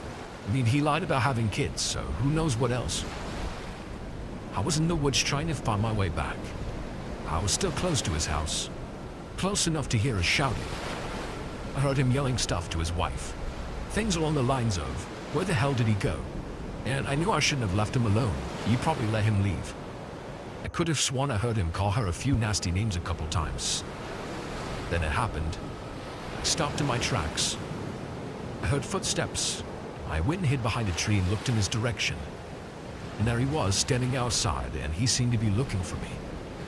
I was far enough away to where I could barely see him, but I could tell he was looking for me. Then stepped out in the forest and I heard him shouting. Hey kid, it's okay, you can come back now. You don't have to try on the clothes. And I have toys back in my cabin, all you have to do is come back. It then started running. It just ran as fast as I could in a straight line in hopes to find somebody in my family. I was running away and I thought I heard shouting, but I didn't stop to hear it. And after about an hour of running, I finally saw a cabin. It was my cabin. I ran to it. My father was outside looking around for me. I ran up to him crying and told him Patrick wasn't a good guy and he was really weird and how he was touching my legs and stuff. My father immediately called the person he rented the cabin from. My father looked at me and told me to never follow any stranger ever again. He immediately left that day and asked for a refund the next day. The guy renting them out apologized. The men that owned the cabin rentals called the police and they went back there and checked the cabin, and there was nobody back there, not even his wife. His clothes and belongings were still there is what they told us, but nothing really happened after that. They asked questions and left, and they never called us or told us anything about him ever again. Patrick most likely wasn't his real name, and he probably wasn't a veteran. I just want to know what happened to him and his wife, and how he even got a wife in the first place. And how and why he lived back in that cabin. He seemed to have lived there for a while. I guess he left because he feared the police would be coming after him, since he didn't rent the cabin. So many questions that will never get answered. My friend Millie has a cabin on a lake in Washington, and one summer she brought me and her cousin Evan. It had been a great couple of days, and on the last night, like we had the past few nights, we went fishing at the lake, which was only a 5-minute walk from her cabin. It was around 7 p.m., and fishing was perfect at that hour. To get to the beach, though, you had to walk through a small section of woods. There was a trail in the middle that during the day was occupied by women jogging with strollers and kids running to another nearby beach. Our beach was a bit more secluded, and there was no trail to get there. The hill down was steep and slippery, and on the way back, it took climbing on all fours to get to the top. We stayed at that beach until about 8:30, just sitting in the dark relaxing.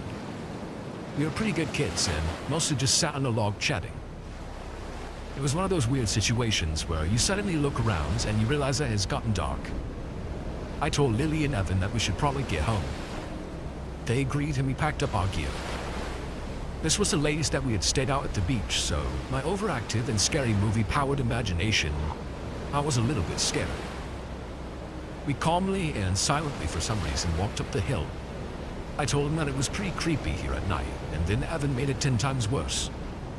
He told us a story about these mountain men who had been around in the 60s and were basically these men who lived in the woods and were in some sort of cult. He said that they had murdered people all over the area for their cult, and some of them were still around. Internally, I was hysterical and terrified. But externally, I basically told Evan to shut up and to stop trying to scare us. As we started to cross the trail, Evan looked to our right for some reason. He stopped dead in his tracks and looked scared. Lily told him to stop being stupid, and the two of us started to climb the steepest part, the all-fours climbing part of the hill. Evan grabbed us both by the arm very forcefully and made us look where he was looking. At first I couldn't see anything and I just wanted to get home. But then my eyes adjusted and I saw a large man. I'm assuming he was a man because of the shape, stumbling toward us pretty slowly. Who knows what his intentions were, but being kids, we freaked out and scrambled up the hill as fast as we could. We all turned around at some point and saw the dude was running. Well, stumbling quicker toward us while we climbed. He got pretty close to us until we finally got over the hill and sprinted across the road to the cabin. At first it sounds fairly innocent, but we all had a deep feeling of dread when we saw him on that trail. I didn't feel like he had good intentions. Once we got to the cabin, we threw our gear on the porch and ran to the front door, and of course it was locked. But there was a secret knock that her family had showed that the person at the door was a member of the family or a friend. It was a fairly complicated rhythm, and both Lily and Evan banged on the door to the family knock. I remember just looking around trying to see if the creep had followed us, but I saw nothing. We were let in, and in a panic we told the adults the whole story. We said it was probably just some guy who we probably made feel bad. We disagreed, but we felt safe in the lost cabin with the grown-ups. The cabin had a walkout basement, basically like a lower story. Not a creepy basement. It had adorned windows, where Lily and I slept on bunk beds. We went down to get into pajamas. After about 5 minutes of calming down together, we heard the family knock. I thought it was Evan trying to come in from the stairway door, so I said, "Come in." But no response. It happened again, but this time we realized where it was coming from. The window outside. Lily and I turned completely white and stared at each other with that horrible feeling of terror in your stomach. It happened again, but a little more frantically. We both ran to the stairway door and booked it up to the living room where Lily's family and Evan were. We told them all what we had heard through the panicked tears, and Evan went downstairs to listen. He said it was definitely the knock. While Lily's uncle, older brother, and older cousin all gathered flashlights to go look outside, we heard it again, but on the front door this time. Everyone looked at the door and huddled together. It happened once or twice more, and Lily's uncle finally decided to call the police. He says, "I'm not sure what their intentions are, but there is someone trying to get into my cabin," to the police. The knocking went on for another 2 minutes or so, and finally it stopped. 5 minutes after the call, the police showed up with a comforting loud pounding, and "police" yelled through the door. To make sure, Lily's uncle looked outside a window and saw other police searching around for the creeper. The policeman asked us 3 kids what happened in the woods, and we told him the whole thing. I never found anyone, but those banging knocks on the door will stick with me forever. The officer said that it was probably just some guy who was twisted and wanted to freak some kids out. But what creeped me out the most was the fact that the person had memorized a complicated family knock. All 3 of us slept on the floor together that night. I was 11 when this happened. Ariel, my older sister, was 14, and Belle, my younger sister, was 8. My dad was a freelance programmer when I was younger. He made great money on his jobs, but because he was so heavily in debt, at least 500 plus, and my mom was not the most gifted person on balancing a budget, we never had much free money available. This meant that we went on a vacation once every few years, and usually that was to a relative's house. My dad had just finished a long project for a big client, and we were celebrating the occasion with a new movie. Final Destination, because my dad loved watching scary stuff and scaring the daylights out of my sisters and me. We were in the middle of the movie when the phone rang. He went to get it and came back to grab Mom while we kept watching the movie. Belle took the opportunity to pause the film and take Duchess, our dog, captive because she was scared. They came back about 10 minutes later and announced that we were going to be spending the weekend in a cabin. I didn't know what to make of that, but apparently the client he had been helping owned a nice cabin by a lake in the mountains. They had offered to let us lodge there this weekend for a considerably reduced price. It was Thursday, so Mom went into a panic frenzy of packing, so we didn't get to see the rest of the movie that night. After school the next day, we packed up the family van and headed to the mountains. It was a 2.5-hour drive, so it was late by the time we got there. We unloaded the van and we went exploring in the cabin. It was a ranch-style cabin with a little nook thing you could climb up to that was about head height. It was about 3 feet tall and probably meant for storage, but it was an excellent place for the 3 of us to hang in and play games. There were a few dozen board games up there, so we started playing once we decided on the rooms. Mom and Dad got the largest one, and Ariel claimed the smaller one with the twin beds, so Belle and I got the last room, which had a queen-size bed we could share. We had a window on the right side of the bed without a curtain, and a lamp on the left side of the bed. It was the only light source in the room, and there was a closet opposite the bed. It was locked and we couldn't get in it for some reason. I never did find out what was in there. We went to bed at around 11 o'clock. Belle can be a kicker in her sleep, so I slept by the lamp in case she ended up knocking it over. I remember lying down and I must have instantly fallen asleep because the next thing I knew, Belle was gripping my arm and trying to burrow under me.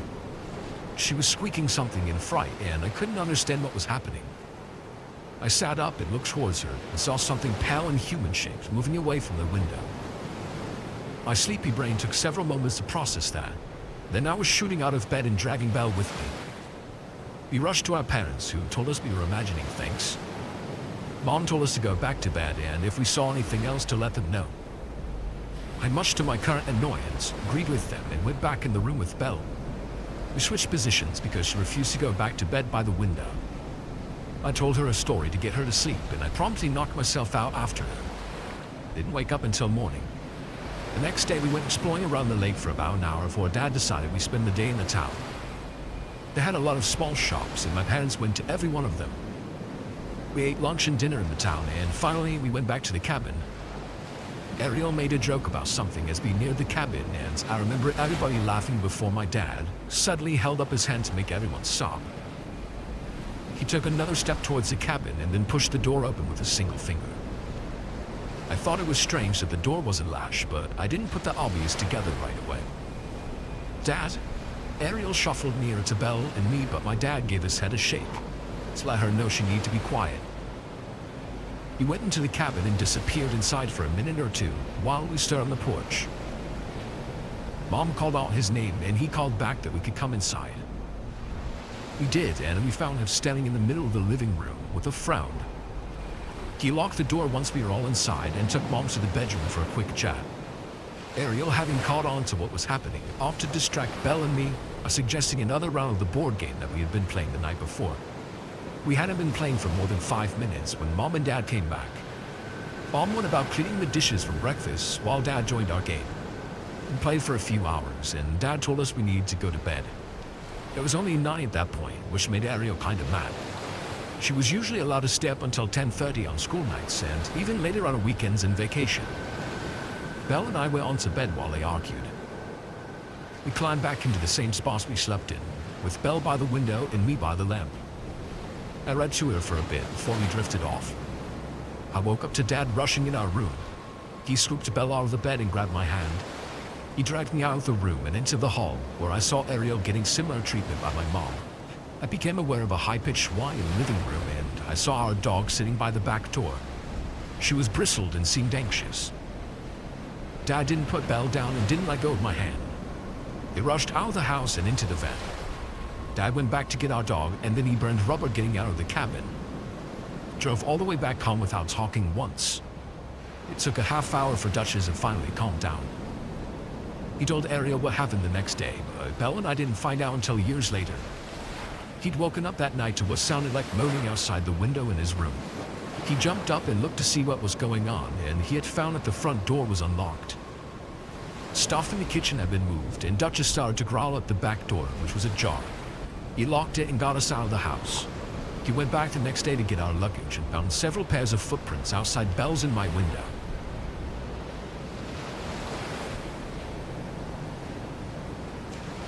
This is a true story. Every time I tell it, it pulls the eyes of everyone in the room. So in the summer of 2020, my friends Alex and Violet and I decided to go on a mountain vacation. COVID cabin fever had hit us hard and we were desperate to get out. We settled on a mountainous stay and planned to camp and hike at several different locations. For one night, we thought it would be fun to book a cabin in the woods. Violet's parents had rented a fire tower once and loved it, but a cabin beside a fire tower was all we could find. It was cheap, clean, and secluded. Excited to have a night where we could be as obnoxious as we wanted, we booked it. In the weeks leading up to the trip, we decided it would be a great idea to drop acid at the cabin. Violet brought an entire sheet in preparation for our arrival, and it was tucked in her bag as we pulled out of the driveway to make our way to the cabin. I remember the knot in the pit of my stomach, like this aching feeling that gnawed at me. I told Alex and Violet that there was no way we could drop acid this night. Violet was pretty angry. We turned around and got into a massive argument, but I stood my ground. I just knew that we had no business tripping that night. Finally, the fireworks settled and we were off. The cabin was roughly 30 minutes away from the nearest town. It sat atop a mountain. We held our breath as we rounded the busted road that spiraled towards the top. There were no pull-offs, no other campsites. Just a long, winding road that led us to the cabin at the peak. We settled in and started a fire to keep warm. As dusk gave way to night, we heard the unmistakable noise of an engine on the road. Then we saw the flash of headlights. Side by side with 3 kids, arrived and our nerves settled. They smiled, gave us a wave, and climbed the fire tower and left. We had heard previously that there may be occasional visitors to the fire tower, but they were the only ones who'd come by. We doused the fire and moved inside. Eated some hot dogs until they were lukewarm, ate them fast, and we sat in silence. You don't know how quiet it is until you're in the middle of nowhere. You can hear every rustle of the leaves, the whisper of the wind through the branches. You get so used to the white noise, living in a city, because there's always the hum of an air conditioner or the dim roar of traffic to focus on. But here, the closest thing to white noise was the sound of your own breathing. You jumped at every noise, too frightened to speak to one another, and finally I had enough. I cracked a few wine coolers, passed them to Alex and Violet, then I slapped a board game down on the table between our bunk beds. It didn't take long for us to loosen up, and we were laughing, finally having the fun time that we'd envisioned. Much soberer than we thought, but enough that we were able to ignore the rumble of the woods. Later, we'd recall hearing noises in the background, the snap of a twig, or the dim rumble of an engine. None of us really wanted to rupture the air of the nonchalance between us, so we ignored it. Until a human hand reached up to the window between us and slapped it like 3 times. We were all screaming in an instant, and Alex called 911, put them on speakerphone, and handed his cell to me. He grabbed pokers from a fireplace and passed them around, and Violet started calling family members and saying their last goodbyes. I held my breath and listened for any more noise. Whatever this was, would have heard us call 911, and now they were being careful to make a silent retreat. Dispatch arrived about 20 minutes later, which was a lucky thing for a 1 a.m. emergency call, and had the dogs comb the mountain. Nothing, though. They suggested it may have been a bear, but I could tell from their faces that they didn't believe that for a second. He barely cooked those hot dogs, and why would a bear smack the window by a couple of screaming kids, rather than the one closest to the pen that we used to cook? And also, why would a bear knock on the window like a human? Why, when we screamed, did the bear make a stealthy retreat? They had no answers, but they had one anecdote. As they sped to us, they come across the car at the base of the mountain, but that was the only sign of life that they had seen. I remember my blood ran cold, but Violet and Alice were too frazzled to absorb the weight of what they had said, and dizzied by a new horror. Violet's car, thoroughly dusted by our drive up the mountain, was covered in handprints. Handprints that didn't match ours, that touched places that we hadn't. We grabbed all of our stuff by the armful and threw inside, eager to remove every part of ourselves from this mountain. We followed the police, and we were grateful for every pothole that found us further and further from the wretched cabin. I couldn't sleep. The thought of that car on the road rang in my head. Remember, there was nothing else on that mountain. It was a narrow road to the top. No pull-offs, no other campsites. There was the fire tower. Maybe a visitor decided to spook us during their late-night excursion. But the kids from earlier, we'd seen their headlights. Whoever did this had stopped their vehicle further down the road and hiked the rest of the way, because they didn't want to be spotted. They wanted silence and secrecy. Whoever this was hadn't been looking for a cheap scare, because they had planned this. Don't think I'll ever know what the person on the mountain wanted from me, and I don't know if it was a practical joke or the beginning of a night terror. I'm grateful for Alex's quick wit in calling 911. I wonder if our visitor knew we had service, because it's certainly been a welcome surprise to us. A couple years ago, my friend Kay had asked me to go with her to a party. This party was being thrown by her friend Susan. So Kay had gone to a Catholic school with her in elementary and middle school. But during high school, Kay ended up going to a public school where she met me, while Susan went to a Catholic high school. The two had grown apart somewhat and hung out with different people, which is why Kate invited me along.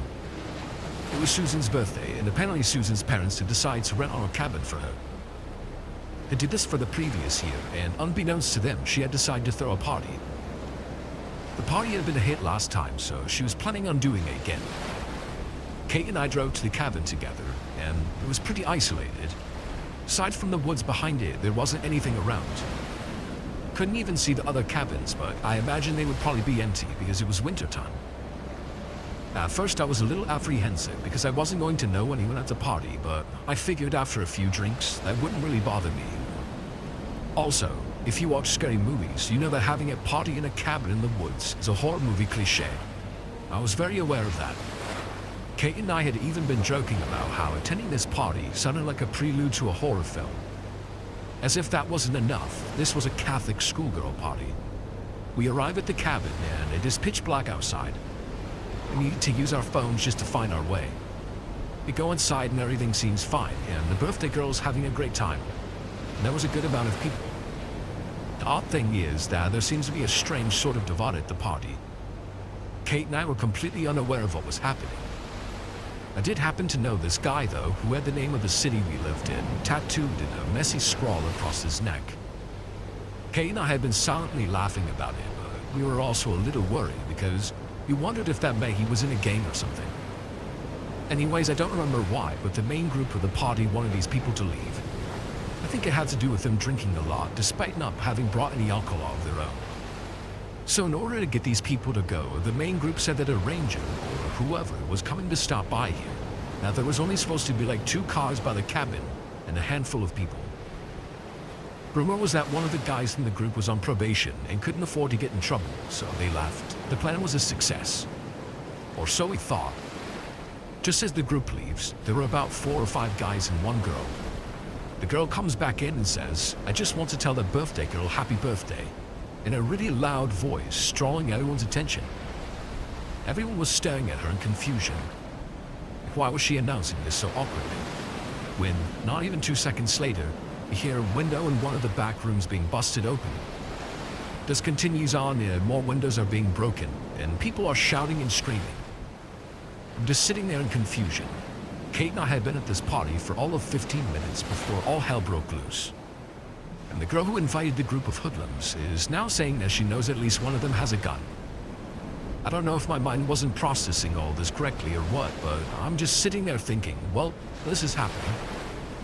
The majority of us remained in the cabin. A couple of people went outside to see if the group was still there, and after a little bit of time had passed, people began to leave. There was still some fear that those guys might be out there waiting, but a lot of people just want to get out. I remember 3 girls who had been planning on staying the night had gathered all their stuff up, with their arms full, and began heading out the door. As soon as all 3 walk out, we hear screaming coming from the woods, and all 3 girls immediately turn around and walk right back in. In retrospect, it was kind of funny. One of the girls proceeds to start crying, though. Luckily, the scream had only been that of a new girl arriving at the party. She had seen her friend outside and had screamed in excitement. Kate and I had stayed at the cabin for a couple more hours. We really didn't want to leave Susan alone, and the majority of people had left at this point. Aside from us, there were only a couple of people left in the cabin. Thankfully, those people were staying the night, so Kate and I were able to leave around 2 a.m. We had all debated calling the cops, but considering the underage drinking going on, no one really wanted to. Plus, Susan was worried about her parents finding out about the party and had decided she was just going to lie about how the windows had been broken. Thankfully, the group of people, potential gangsters, did not return. While that night had been scary, all I can really focus on was the fact that this took place at a cabin in the middle of the woods, at a party thrown by Catholic schoolgirls. I live in a neighborhood home with my older sister. We rent the place and split the bills. This was last October, as the weather was just starting to get colder. My sister had plans to meet up with some friends in Florida, so she would be gone for almost a whole week. She invited me, but I couldn't take the time off work. Anyway, she left on Monday morning, which was a day I didn't work. I cleaned up the house and just enjoyed having some time alone. That same day, though, around 2, there was a knock at the door. I thought it was maybe a package my sister had ordered, so I answered it. It was an older man, like early 40s. He wasn't holding a package or anything, though. "Hi, how can I help you?" The man looked me in the eyes for an unsettling amount of time before answering. "Oh, I just wanted to see who lived here. Sorry, didn't mean to bother you." He smiled and nodded, then walked away. I thought that was strange and wasn't really sure what he meant by that, but I closed the door and continued my day. As far as I'm aware, nothing else happened for the rest of the evening. The following day I had work, so I woke up early and headed down to the office. I got back home at 6. Only a half hour later, and while I was cooking dinner, there was a knock at the door again. I looked out the peephole before answering this time, and it was the same man from yesterday. He was easy to recognize because he wore the same exact clothes. I opened the door, though I was a bit more hesitant this time, only cracking it open. "Is everything okay?" He smiled and said of course, as if I was being silly for asking that. He then said he was just checking in on me. The way he said it was like he was expected or something. "Oh, are you a neighbor of mine?" "I didn't know," I said, assuming he must be one of those older nosy neighbors. It still would be strange for him to check in on me, but it would explain it. "Oh, no, I was just walking around," he said. He was really starting to creep me out now, so I said I was fine and closed the door. I waited for him to leave my porch, then went back to cooking. I texted my sister that night, asking if she'd ever encountered that man, but she said no. I was paranoid the rest of the night. I felt safe inside my home. All the doors were locked and everything, but I also felt like I was being stalked and watched. What could that man possibly want that wasn't something creepy? The night passed again, with no more signs of him, and same with the following day. He didn't knock on the door, and I had hoped it might actually be nothing to worry about. The day after, I had off work, and it was the last day that my sister would be gone for. I spent most of my time inside and just hanging out, reading and watching YouTube. Every so often, I'd peek out the windows just to be cautious, but I never saw anything. Around 8, I was watching TV when I heard something scrape against the outside of the house. It sounded like a stick scratching along the siding. I quickly got up and opened the blinds, seeing the bush right under the window shaking, and faintly I could hear footsteps running away. I couldn't see anything else in the dark though. I felt like I was going to throw up. Surely it was the same man, but how long was he there? Was he sitting in the bushes trying to watch me through the window? I was so out of it, I didn't know what to do and ended up calling my sister. Luckily for me, she picked up. I tried to explain to her what was going on, but I think I was talking too fast for her to understand, and midway through the conversation, there was a knock at the door. I didn't answer, but the man started calling out and knocking louder. He asked me to let him in and tried to guilt-trip me by saying he was injured. Then he made excuses for being outside my home, and then started apologizing for everything. He continued to bang on the door. It was creepy and disturbing how desperate he was for me to open the door. Clearly something was wrong with him. My sister told me to call 911 immediately, so I hung up and did as she said. The man stayed at the door for a whole 5 minutes, still trying to convince me to let him in, before he finally left. What the man actually wanted is unknown, and how long he was stalking me for is also unknown. He could have somehow figured out my sister was gone for the week. It just seems like too big of a coincidence. Whatever the case, I haven't seen him at all since then. Hopefully, it's over.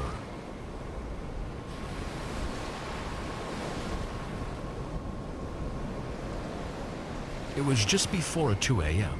and I had gotten an Uber back to my place after partying all night for New Year's. I don't think I was plastered or anything, but I definitely was well beyond tipsy, and I had a raging headache. When I got dropped off, I slowly made my way up to the front door and fumbled around with my keys for way too long before making it inside. I tossed everything on the floor and took an ibuprofen, then fell over on the couch. I was exhausted and tired, but the headache was keeping me from sleeping, so I kind of just laid there with my eyes closed for a while. I honestly have no idea how long. Randomly though, the doorbell rang.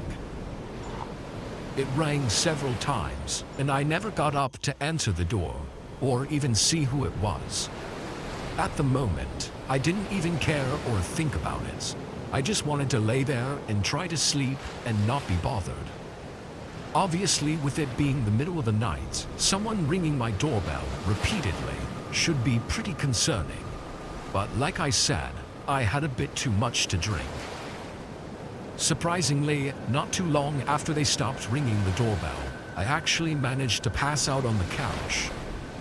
I couldn't say how long I was asleep for, but when I woke up, I was very groggy and felt weak, still with a pounding headache, and the whole house was dark. I stood up and tried to make my way to the kitchen to get a glass of water when I noticed a streak of light on the wall in the hallway. Even in my not-so-sober state, it was unmistakable what it was. The light was coming from the front door, being partially open, and moonlight spilling into the house. Was I really so drunk that I didn't close the door? There was no way. Before I could even walk into the hallway and look at the door, footsteps moved around upstairs. I froze, then hurried back to the couch and ducked behind it. There were two sets of footsteps walking right above me. I thought about making a run for it, but my hesitation ruined my chances as the footsteps began making their way down the stairs. There was a pause, then the sound of the front door shutting, and the streak of light disappeared. All right, let's get on with it. A man spoke. I was completely sobered up now and realized they probably had just gotten inside moments before I woke up and immediately checked the bedrooms upstairs. Not seeing anyone, they assumed the place was empty. My chest felt like it was burning from how fast my heart was racing. The man moved around in the room on the other side of the house and began chatting. Like everyday regular talk about life. I don't know, but something about it was so disturbing and terrifying. I mean, if they were so comfortable breaking into my home and having casual conversations while doing so, then what the hell were they going to do if they found me? I could hear them taking things, robbing all the rooms in the house, before the footsteps made their way into the living room. The way I had it set up, the couch was diagonal in the corner, so I was kind of closed off behind it. But the couch was also short, so if they got close to it, they would easily be able to see me. I just listened as they walked around, moving things and opening every drawer and box they saw. Then one of the men started walking closer to the couch. I hoped and waited for their footsteps to stop or change directions, but they kept coming closer and closer until I saw their head show above me. They were looking down at the cushions though, and I guess they didn't see me in the side of their vision. Then they moved on to the next room. I sat there motionless for almost 30 minutes, listening to them rummage through the entire house before they finally left. I didn't hear them say anything about coming back, but I grabbed my phone and ducked back behind the couch as I called the cops. The situation is mostly exactly what it seems like. The men came in and robbed the valuables from my home. I had forgotten to lock the front door, but there's some evidence that it wouldn't have mattered. A neighbor said they saw two men watching my house rather suspiciously over the course of the past week. Likely they saw that I lived alone and always parked in the driveway. So when I took my car to the New Year's party and came back in an Uber without my car, they thought I wasn't home. Thankfully, it seems they only intended to rob me and nothing more. But had they found me, who knows what could have happened.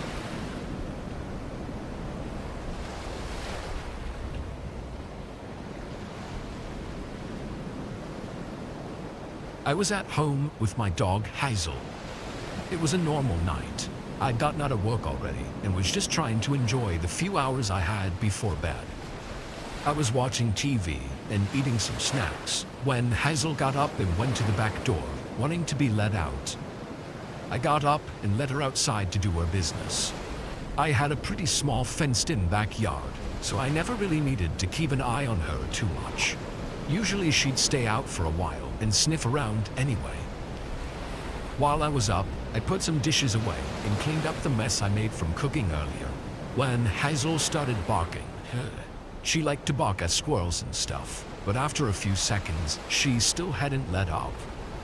I walked over to the back door and opened it, seeing Hazel standing by the side of the fence and barking at it, like something was on the other side. It was just woods on that side of the fence, so I thought maybe she'd seen a coyote or something. Just to be safe, I called her back inside. I got back on the couch and turned the TV on. Something was immediately different about Hazel, though. Usually she'd lay on or next to me, but she was sitting on the edge of the couch, head perked up and staring at the back door. No matter how much I'd call her over, she'd just glance at me, then go back to watching. She was like this for the rest of the night. A couple times I did look over there, but saw nothing. I thought she was just in protective mode for some reason, which she does randomly sometimes. We stayed up for a bit, then went to bed at 10:30. Hazel usually sleeps on the end of my bed, or on her doggy bed in the corner of the room, but I always leave the bedroom door cracked open because her food and water is downstairs. When I woke up in the middle of the night, I noticed the bedroom door was wide open, much more than I had left it. Maybe she bumped into the door. She wasn't in the room, and I didn't hear her nails clicking on the wooden floor or the sound of her eating or drinking. On any other day, I'd probably just go back to sleep and not worry about it, but something gave me a bad gut feeling. Even my body seemed to have fully woken up already. I got out of bed and looked out into the hallway. The house was quiet. Hazel? I walked down the steps and into the living room. Everything seemed to be normal, but all the food and water in her bowls were still full. At this point, everything was rushing through my mind. I was scared maybe somehow I'd left the back door open and she ran away or something, even though I knew I didn't. I walked into the kitchen and my heart sank, seeing Hazel crouched underneath the table, shivering and shaking and staring at me, completely terrified of something. I called her name again and she didn't move. And then I noticed the back door was open. Everything was starting to come together in my mind, but I didn't know what to do. I felt trapped and scared and vulnerable. I hurried over to the table and picked Hazel up, then ran right out the back door. I left through the fence gate and ran over to a neighbor's house. It took a minute, but eventually they woke up and answered the door, calling the police for me. When officers searched my home, they didn't find anyone. There were a few signs of shoe prints around the house though, some even being upstairs. That whole scenario is so confusing and left me with hundreds of questions and zero answers.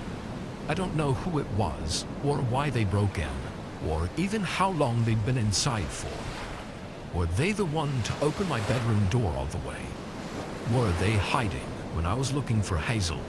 Were they even still in the house? I almost wish I encountered them before running away, so I'd at least have some sort of answers. Now I'm left with nothing. I just have to live and hope it was some random thing and that they don't come back.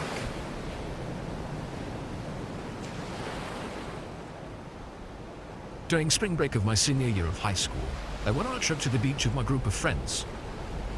My best friend, Tyler, went too. His dad just bought a condo right on the beach, but he hadn't set it up to rent it out yet, so he let us party in it for a few days, as long as we didn't wreck the place. Nothing sounded better than multiple nights of living completely carefree and hanging out with just the people we liked, especially since there were girls involved. Even if the place was a little bare bones, some of us would end up sleeping on couches or air mattresses.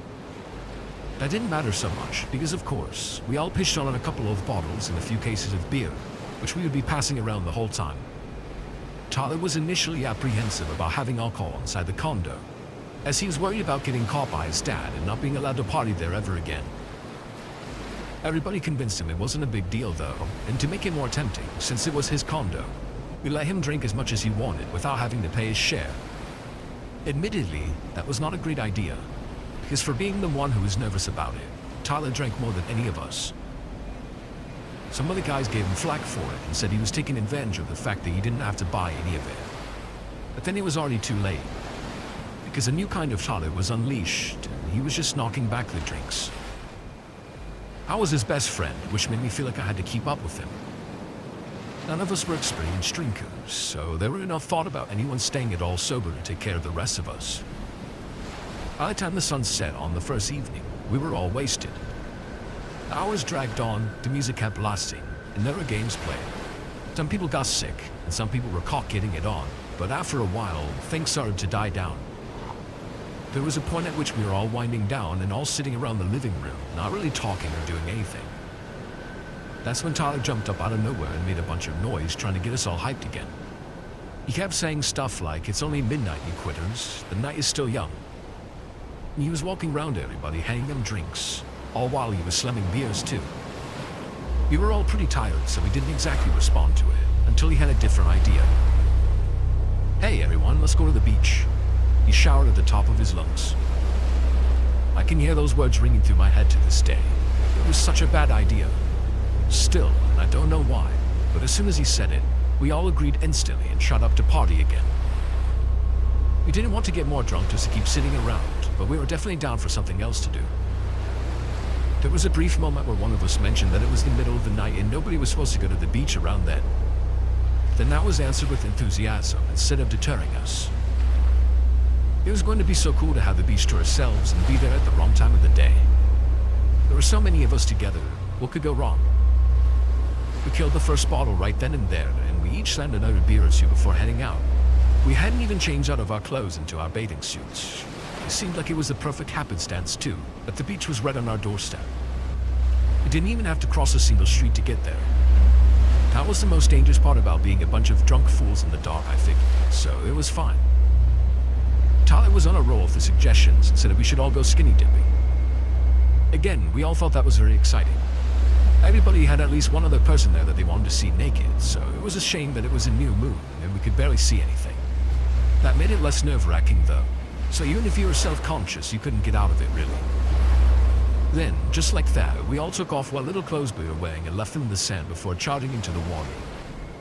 It was surprisingly cold for mid-March, but we were so drunk we had no problem powering through it. We waded out against the crashing waves until our feet weren't touching the ground. Tyler wanted to keep going, but the girls stopped because they were a lot shorter than us and were already treading water for a while. So of course, most of the guys stayed with them. Tyler, on the other hand, hadn't been hitting on any of them and was basically in his own world that sometimes had me involved in it. So he pressed on, breaking out into a full-on swim. I chased after him, trying to keep in my line of sight. But unfortunately, the waves were really high, even though they weren't breaking on us anymore. I started to feel sick from the motion, like I might throw up all my drinks straight into the ocean. That, and I was getting cold and tired. Eventually, I stopped and treaded water. I couldn't see Tyler anymore. I called his name, but there was no response. Not a shout back. Not even splashing. So I moved a little further and I called his name again, as loud as I could. But still, just silence. My heart started pounding and I felt my throat closing up.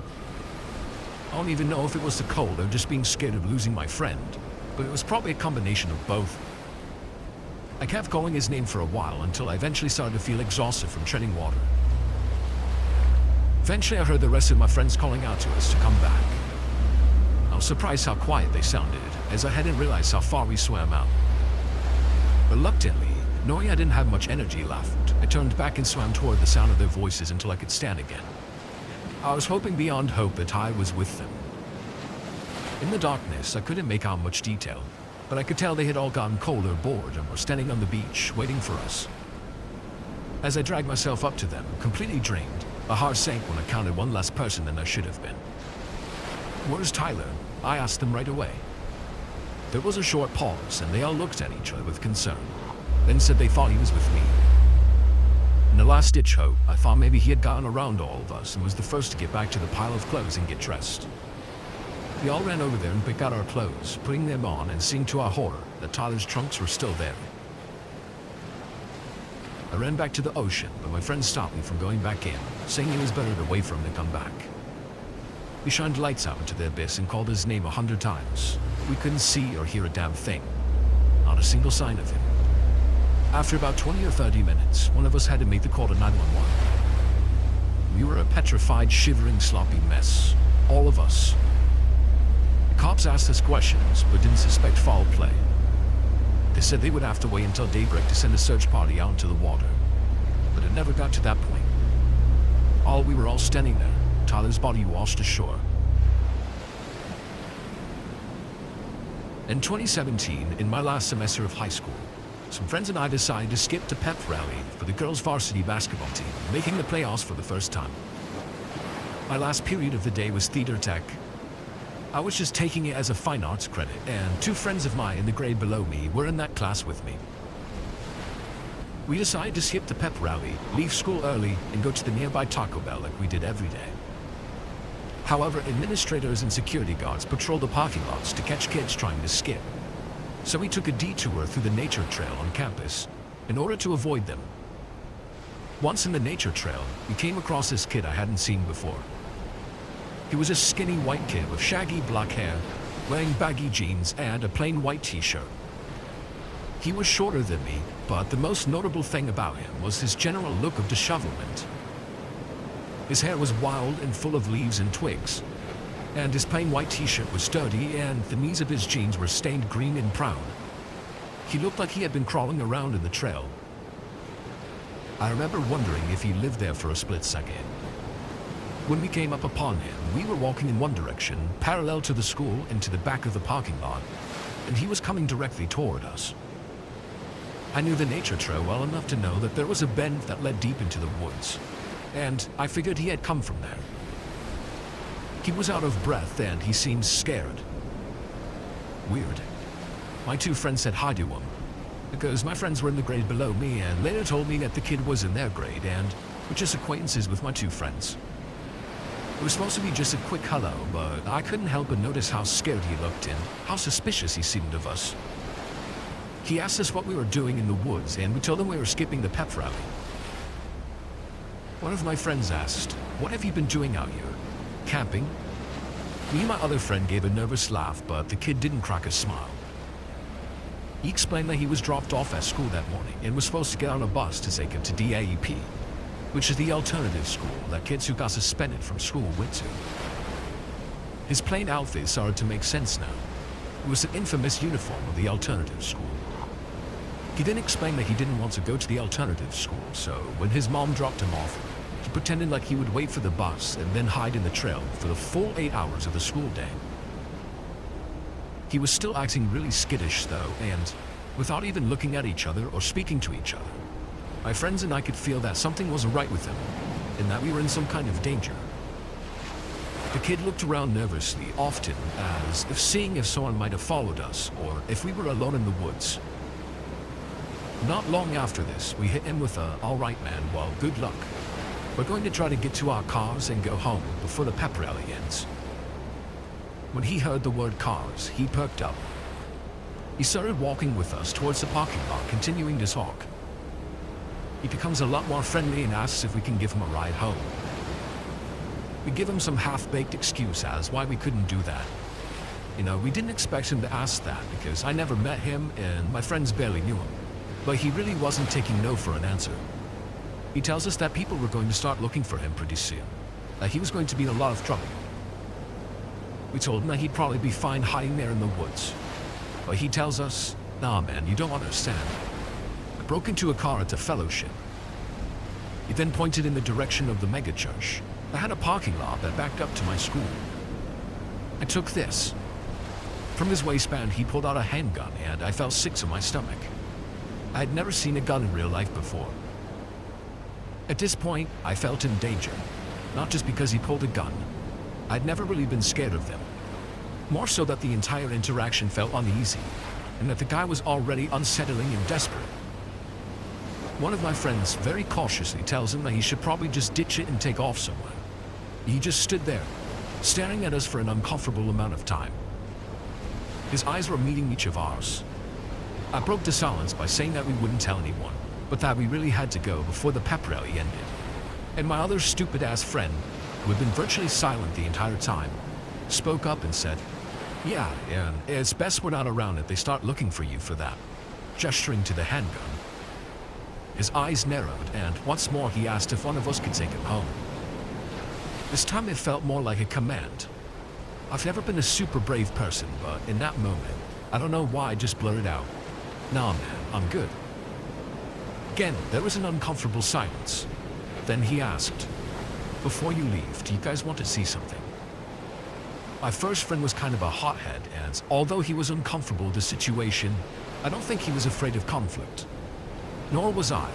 But my other friend, however, was not a fan of conflict and would always de-escalate first. We all looked at each other, and me and my first friend kind of had an unspoken understanding, like, this is going to happen. If we have to run or fight, we might have to do it now. My other friend was very visibly afraid. He asked, "What do you want to show us?" And before the kid could answer, my first friend said, "We don't want to see, we have to go." My first friend started briskly walking past the kid, and me and the other friend quickly followed. Within a few steps, we just started sprinting towards the parking lot. I looked back once we were about 50 steps away, and he was still standing there watching us run. He had put the gun back in his waistband before taking a small adjacent trail back deeper into the woods. By the time we made it to the parking lot, there were police everywhere. We were sweating, out of breath, and terrified. They found the kid in the next 10 minutes or so. Somehow in the chaos, nobody saw us exit the nature trail and into the parking lot. Since there were so many cops in the parking lot, we decided to just head back inside, through another side door, to find that the door was locked. That's when an administrator had found us, brought us inside, and shoved us into a classroom, where we were able to talk with others and find out exactly what was going on. This is what we could piece together from what we learned. Turns out that the kid had skipped DAEP, like he said, hid in the nature trail, broke into a car at the church, and stole a semi-automatic shotgun and a handgun from the car. After stealing the guns, he texted his girlfriend and he told her that he was about to do something really terrible, and that when she saw his name on the news, she should turn off the TV. He told her explicitly how he was going to hurt some kids at the school. She knew he was supposed to be in class and was so worried about the text that she contacted the police. The school was put on lockdown until officers got a call from a guy at the church that 2 guns had been stolen from his car behind the school. And that's when they put 2 and 2 together and caught him hiding in the woods. I guess when he saw me and my 2 friends in the nature trail, he quickly hid the shotgun, but didn't have time to hide the pistol. Or maybe he didn't care enough to hide it.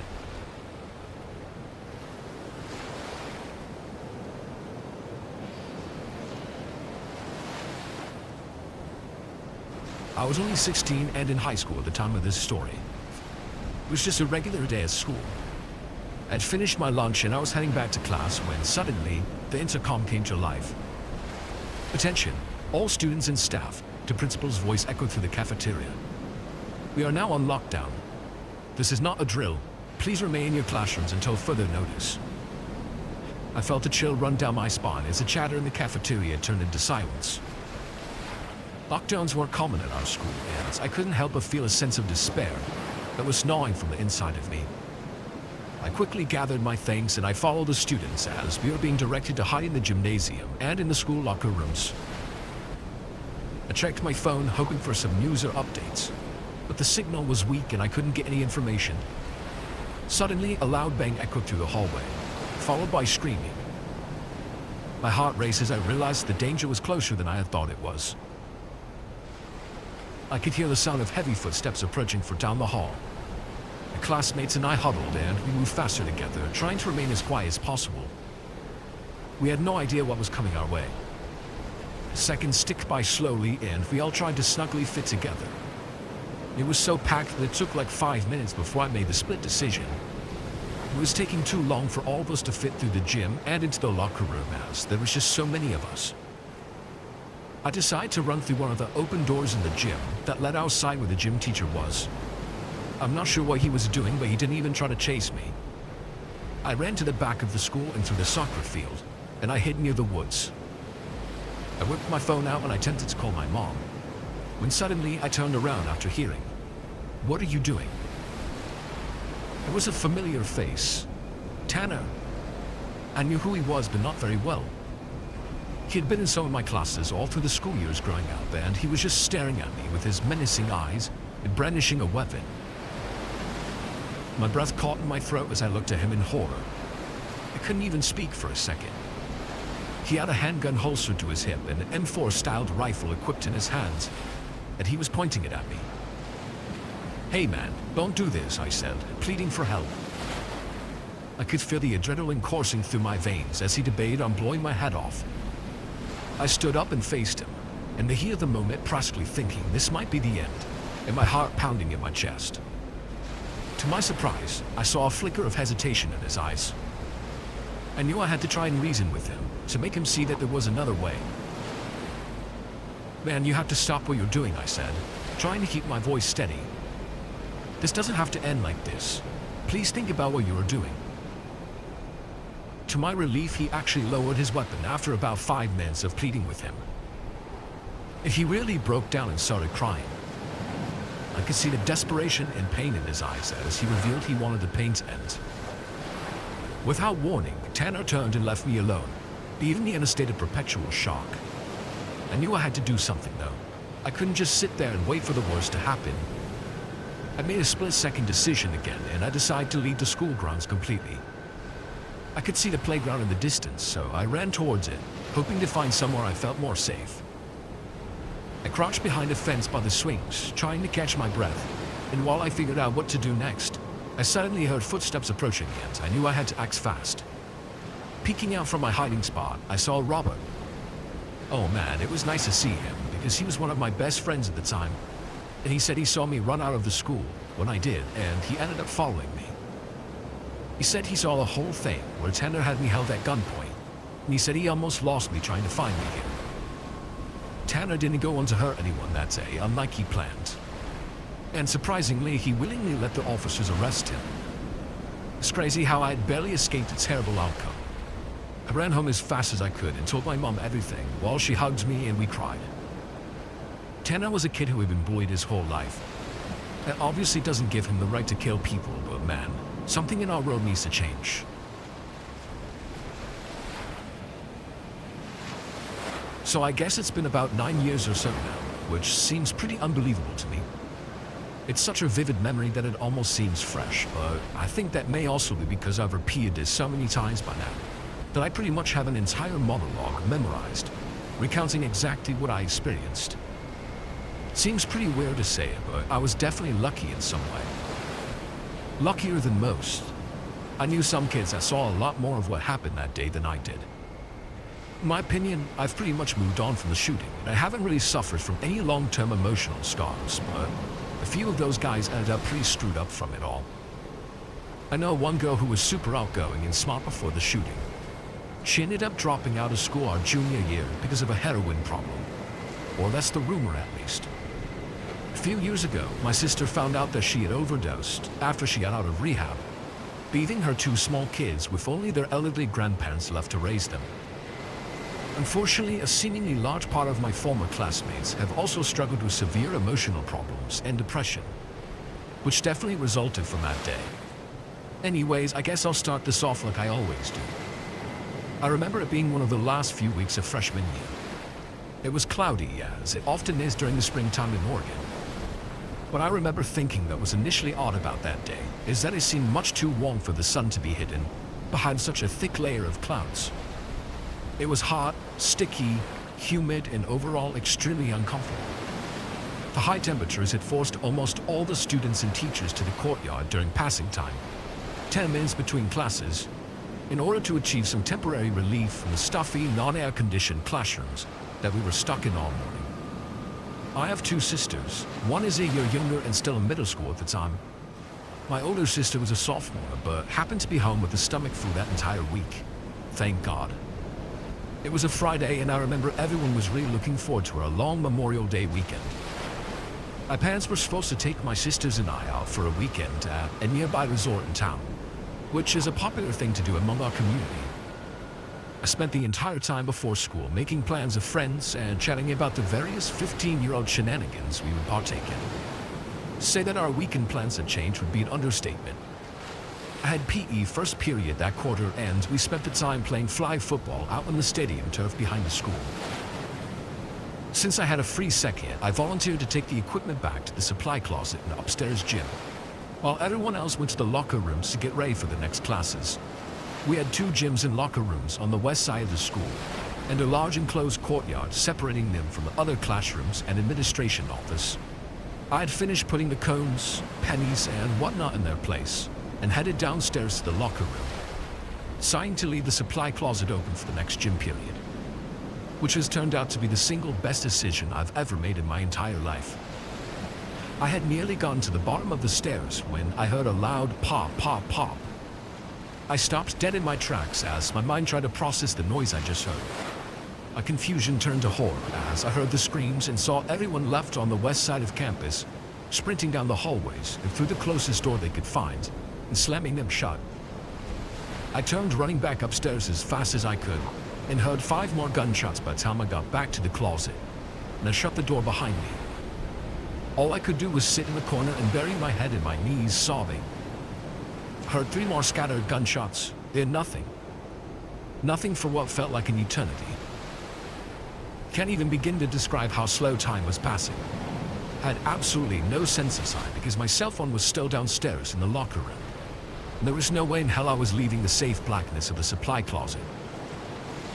The worst part about hiding in the closet was not being able to talk to my mom and let her know I was okay.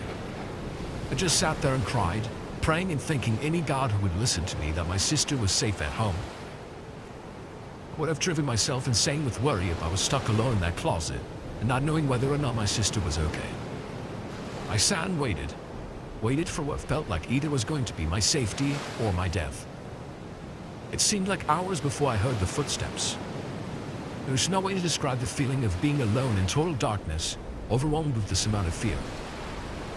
All of a sudden, I didn't feel like I was completely alone.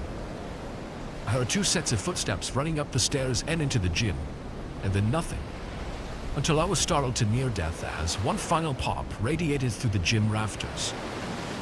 My ears rang as I attempted to accept my impending death, in the fetal position on the floor as footsteps headed slowly toward the closet door. I watched the strip of light under the door as a shadow of 2 feet blocked the light, and I was overcome with terror. I heard the doorknob shake aggressively, and I began to sob, thinking of losing the chance to see my family again, that my fate was stuck in the hands of an angry psychopath on a shooting spree, looking for the opportunity to execute me as I crouched helplessly in a dark and lonely closet. Before I knew it, the doorknob had been broken off. The next few moments are the most vague in my memory as a member of the SWAT team pulled me to my feet and ran with me by his side. It was so fast my feet barely felt the ground. He gets my head down, but that didn't hide everything. I saw so much blood under my feet on the pathways as officer rushed me through my school courtyard and murder scene. I didn't know him, but I heard of him from my sister. He was a junior at the time and a very depressed and bitter boy. I guess he had few friends, if any, and always seemed to have a temper. She witnessed him one time throw desks and sometimes would have huge temper tantrums in the class when he didn't understand the material. From what I've been told, this is more or less what went down. As I was finishing up in the supply closet, there was an altercation in the courtyard involving the gunman. He had words with another student and pulled out his gun, shooting the other kid 3 times before opening fire on the crowd as chaos ensued following the first round. After fatally shooting both the student and the language arts teacher, he ran to the west wing of the school and hid underneath the bleachers and downstairs gym for a while. After a while, his cover was blown, and he ran upstairs to the gym where I was followed by an officer, and then was shot and pronounced dead, which I didn't see, thank God. It was a pretty terrifying experience, and I suffered from a lot of anxiety for a while after this, but I've lived a pretty successful life since then. One thing I've taken away is that no matter where I am, I always make a point to eye the nearest escape and plan of action, just in case.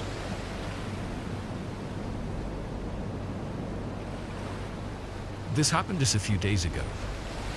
For reference, I frequent a certain local alt hangout spot just about every night to have a few drinks and hang out with my crowd of regulars who are almost like my family. Spring break for a lot of people was last week, which meant that a lot of old friends and former regulars came back to town and spent some nights at the bar like old times. Among this disparate group of people is a friend of mine whose identity I will protect by referring to them as Allison. Allison is very cute, but we were never that close and we never hooked up. So I'm critically stuck in the friend zone, so to speak. But that's not a problem for me, as I'm not interested in making things weird between us or forcing myself into a long-distance relationship. I can be a gentleman. Anyway, Allison likes to drink a lot. Most of us around this place has some kind of developing substance issue.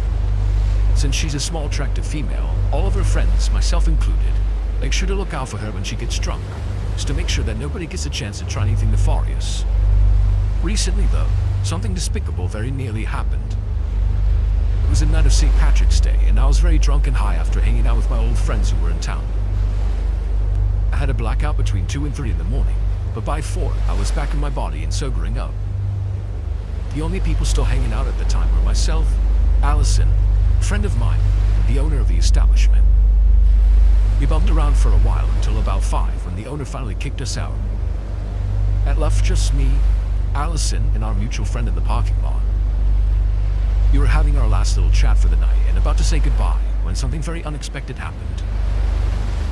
Allison's ex-boyfriend Lily freaking appeared out of nowhere, just pulling up to the parking lot in the middle of the night. I hadn't seen him around all evening, and it's not uncommon for Allison to sleep in her car after everyone else leaves. So it was quite obvious to all 3 of us that he had come just to see her. I'll call him Josh. When he appeared, all 3 of us traded a look. I was immediately glad that I and my friend were still there, and that Josh hadn't successfully pulled up on Allison while she was alone. As if he had pulled up just a few minutes later, he would have been knocking on her car door in the otherwise completely empty parking lot. It's less important, but Josh is a little older and a cocaine addict, and wants Allison to be his little punk rock star. They split months ago, the last time Allison left town. The man had been picking the scab the entire time. He won't just move on, you know? It's not like any of us hated him, it's just that he's not a good match, and everybody can see that except him. Of course, he started acting extremely clingy that night. We were all pretty much wasted except for him, and I could tell by the way he looked at us that he knew this.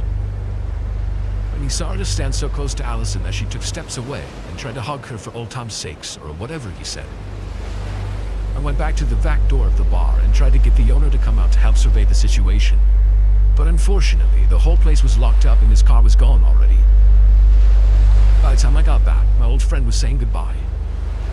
I dapped him up and I called him in a bit, trying to give him a look in the eyes that said, "Don't you dare leave," but he didn't get it. Then it was just me, Allison, and Josh. Allison tried to say goodnight and sleep in her car. This was the moment that Josh had been waiting for since he saw the rest of us there. He said, "No, that's not safe. Let me just give you a ride home." I immediately tried to counteract this by saying how she's always done this and it's never been a problem, and how Allison had been talking about sleeping in her car for almost an hour and probably just wanted to follow through with what she had planned. But none of this worked. Josh was extremely pushy, and I never put my foot down hard enough. Eventually, Allison caved and accepted the ride. We all said goodbye and got into our cars, then sat in the parking lot for a minute. The whole time I heard this voice in my head, it told me not to let her get in the car with them. I was so faded I could barely listen to her. However, I was still in the presence of mind to look out for my friend, despite how nervous I was about the situation. As they pulled out, I got in line behind them. We rolled through to the exit together. We both should have turned right, But then, Josh made a left turn. A heart jumped into my throat. I knew full well that Allison didn't live down that way, but it seemed like Josh was counting on me, not knowing her well enough to be aware of that. But he was wrong. Took a deep breath and gave him about 5 seconds of follow distance, then made a left turn to follow them. I left plenty of room but made sure I could still see where they were going. Had to run 2 red lights just to not let them get too far ahead, though, which made me worry that I was about to get pulled over or something. The longer it went on with them going the wrong way, the more sure I was that something was up. Eventually Josh made another left turn into a side street. I sped up and careened into the turn, knowing they could make another random turn and lose me. But I wasn't even sure if they were aware I was following them. As soon as I made the turn, though, I swore I couldn't see them. There were no taillights on the road. Luckily, there weren't too many other turns that they could have made. Luckily, just a few seconds later, as I was slowly rolling through the neighborhood, I saw Josh's car. They were parked on the side of the street with their lights already off. I swore again, with malice and anger this time, then pulled up in the spot right in front of his car. I left it running in park and quickly got out. I didn't even have a second to look out into their windshield, because they were both already getting out. It was a hectic few seconds that followed. Allison slammed the door behind her and ignored both of us completely, walking to my car with their arms crossed, jumping into my passenger seat and slamming the door too. The whole time Josh was yelling at her to come back. He even started to walk up to her, but I stopped him. I don't even think I said anything to him. I just gave him a look that told him to back off. Clenched his jaw in a way that made me tense up, expecting a sucker punch to come my way.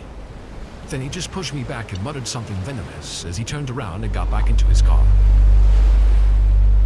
In that moment, actually, I was the most afraid. Because in this country, somebody you're in a fight with, getting back into their car means 2 things. Either backing off or grabbing their gun. I literally ran back into my car and sped off faster than I ever have in my life. Once I got back on the road, on the way to Allison's house, I tried talking to her. She was totally clammed up and crawled into a ball in my passenger seat. The most I got was when I asked if I needed to call the police, and to that I got a very slight head shake to indicate no. When we were passing the bar, she finally spoke, asking me to not drop her off at home and let her sleep in her car. I obliged, figuring she probably didn't want to interact with her parents. I held her in and made sure it was locked up. Then I sat in my car and watched over her until sunrise, when other cars finally started pulling in. The next day, she was back at the bar and trying her best to act normal. When I got her inside, I asked her about it again and double-checked if I should have called the cops. She again said no, but this time added that it was only because I got there when I did. My heart sank when she said that, and I told her she should at least tell a few close friends about this, to which she agreed. Now, Josh is basically the same on-site order as a neo-Nazi. We may not be the best group of our friends on account of how we enable each other's self-destructive habits, but goddamn it, when it comes to certain things, we look out for each other. An assault of this sort is something you're lucky to just get beaten for.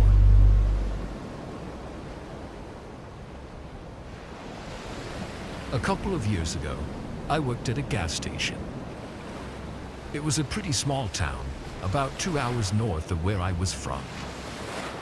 I was living there temporarily while I worked on flipping the house I owned. I worked on the house during the day, and I would work at the gas station on nights to help pay for it. The gas station was right off of a major freeway, and we would get lots of people passing through town. One night, I was working a 9 p.m. to 5 a.m. shift. I didn't mind these shifts, because they would not be very busy, and I always found things to do. Most of the time, I would be the only one working for a majority of the shift. On this night, there was a decent amount of people coming to for the first few hours, and at about 1 a.m., things really started to quiet down. I mopped the floors and then went back behind the counter. Then, I noticed a car pulling into the station.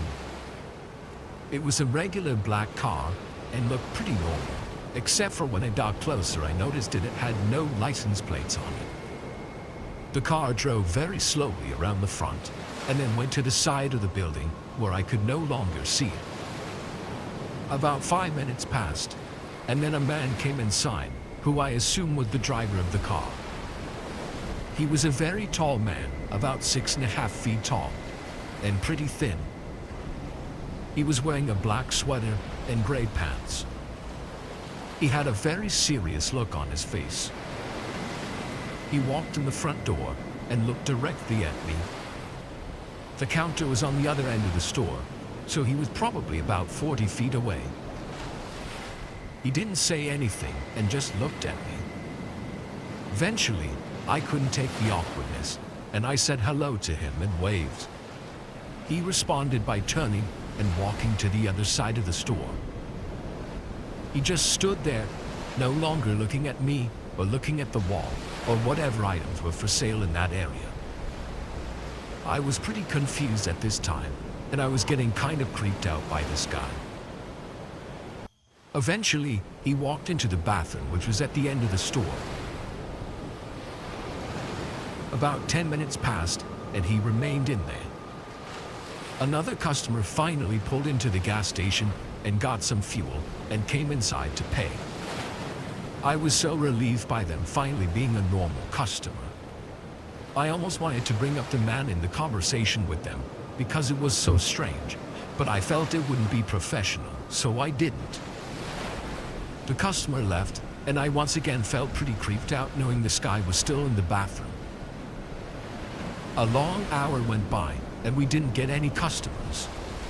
The man didn't come out of the bathroom either. I felt it had been long enough, and I decided to walk over to the bathroom. It was a bathroom with 2 stalls in it, so I could just walk in to wash my hands or something, and it wouldn't seem weird. I got to the bathroom and opened the door. I saw that the lights were out, and it was pitch black in there. I reached around for the light, but when I found it, I saw that it was already switched on. This freaks me out. I thought about just leaving, but I decided to turn on the flashlight to my phone to look around. When I did, I looked in the first stall, and it was empty. Then, I saw the second one. I could see the man's legs from the bottom of the stall.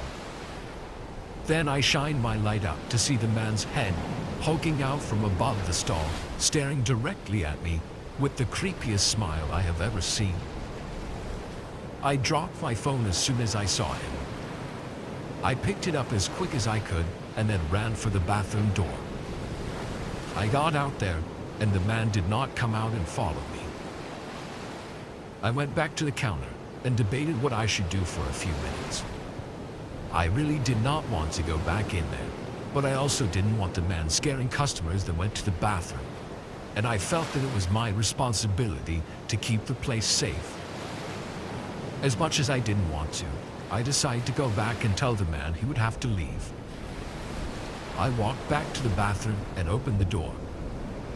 I shouted to the man that he needed to leave, but there was no response. I can't say that I was surprised. I decided to just put an out of order sign on the door because of him and the light not working. Several hours went by, and I only got a few customers. Amazingly, the man never left the bathroom. Finally, at 4 a.m., my coworker Devin came in, and we worked together for the final hour of my shift. I felt much safer, and I told him what had happened. We decided to go into the bathroom together to see what the man was still doing in there. We walked in with our flashlights shining, but when we got inside, we saw that both stalls were empty. Not a trace of the man at all. I have no idea how the man was able to leave without me seeing him. Thinking about it still freaks me out. 2 years ago, I had a problem with the tires of my car. My car was fairly new and reliable, but over time the tires started to get a ton of wear on them, and I found out that I needed them replaced. One day when I was out, I happened to be shopping at the Walmart near my house. I was in sort of the corner of the store, and I noticed that they had an auto center there. The auto center was at the very far back corner, and I had never really noticed it before, but I decided to give it a look and see how much their tires were and what kinds they had. As I walked into the area, I could see that nobody else was really over there. I walked over to the desks that they had to see if anybody was working there that I could talk to. There was nobody there though, and when I looked around the auto center, it didn't really look like it was used much anymore and seemed pretty outdated. After a minute or so, I decided to just look at the tire information that they did have and then just leave. The next day, however, as I got home from work and got my mail, I saw that in my mail there was a postcard from the Walmart Auto Center. It was basically just an advertisement to go, and I found it a funny coincidence how I had just been there the day before.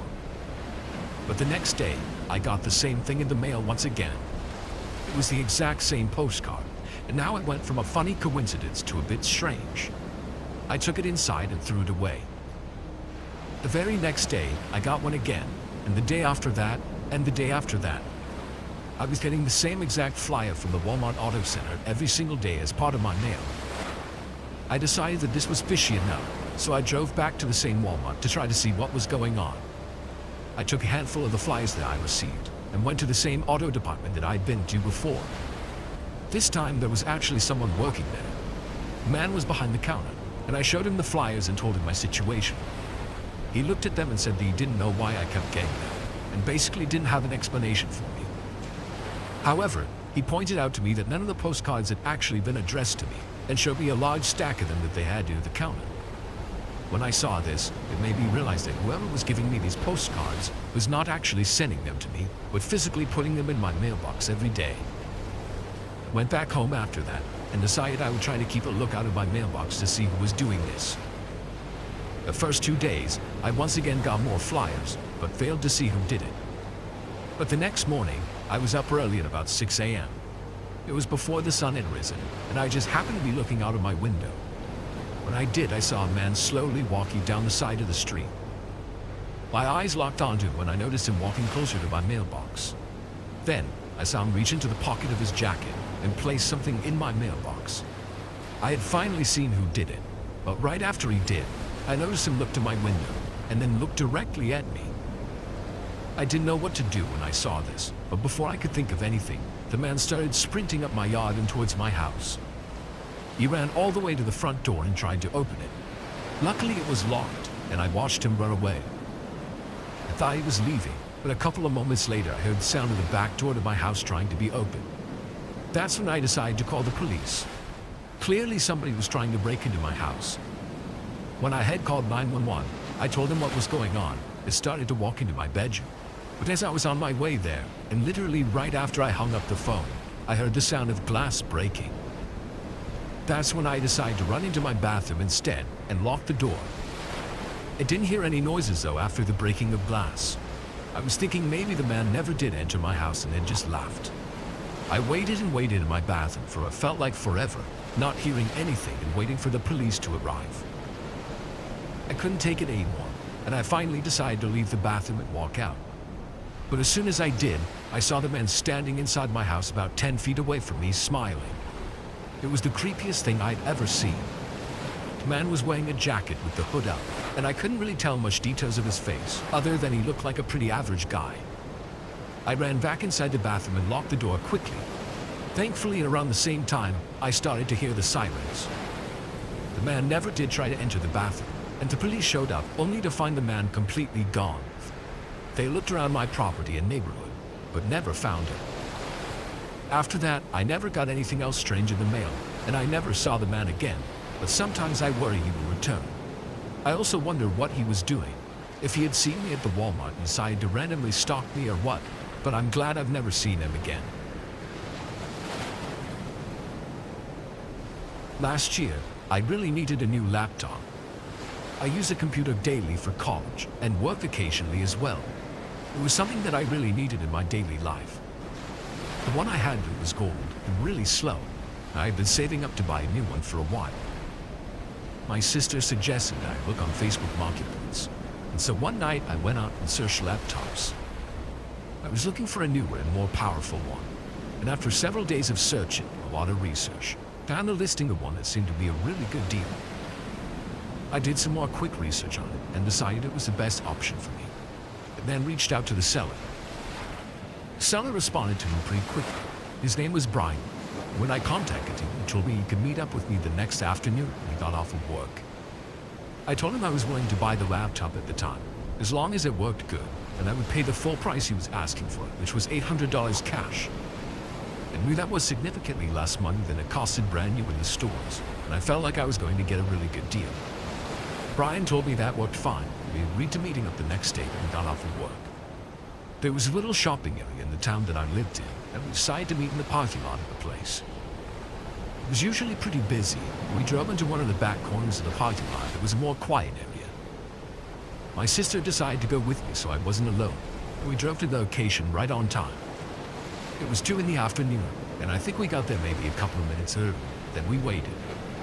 I had messaged Ryan telling him when I was leaving, and he told me he was leaving as well.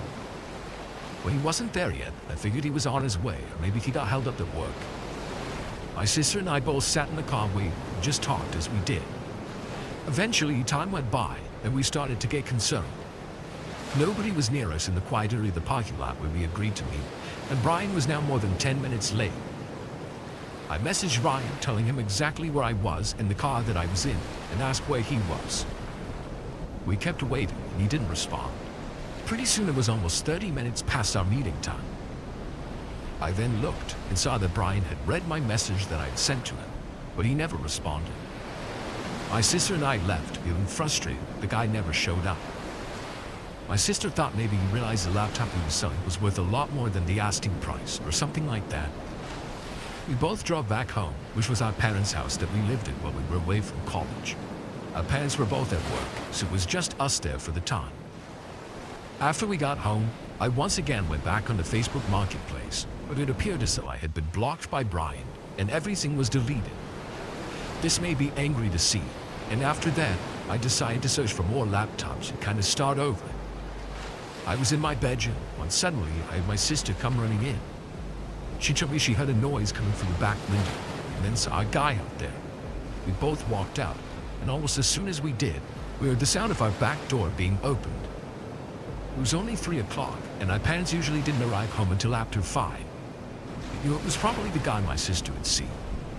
We both ran back into my room and shut the door. We pressed our heads up against the door and listened. Somebody was now walking to our house. My bedroom was at the end of the hallway. The man was not all that far away. I asked my sister what we should do. She said she was going to call the police and took out her phone. But just as she did, we heard the footsteps headed towards us. We got as quiet as we could. My sister wasn't able to place a call to the police yet. We were afraid to make any kind of noises. And whoever was there walked slowly into the hallway and then into a bedroom. My sister said it sounded like he was in her room now. I then got an idea. I said that we had to get out of there and pointed to my window. I then ran over to it as quietly as I could, started to open it. The house only had 1 level, so as long as we could get out there, we would be able to get away. I opened up the window, and as I did, it suddenly made a loud noise. Just then, we heard the guy start to leave my sister's room and come down the hall towards my bedroom. I jumped out the window, all by my sister, and as she was climbing out, I heard my bedroom door open. We both ran out the yard and down to the neighbors across the street who we knew really well. Luckily, they were home, and we waited in their garage as we called the police. When the police got there, the man was still in our house, and they caught him in our basement. He turned out to be the same man named Ryan that was going to sell me a laptop. He had never met with us, but was in the same shopping center parking lot when we were there. He was just parked next to all the other cars.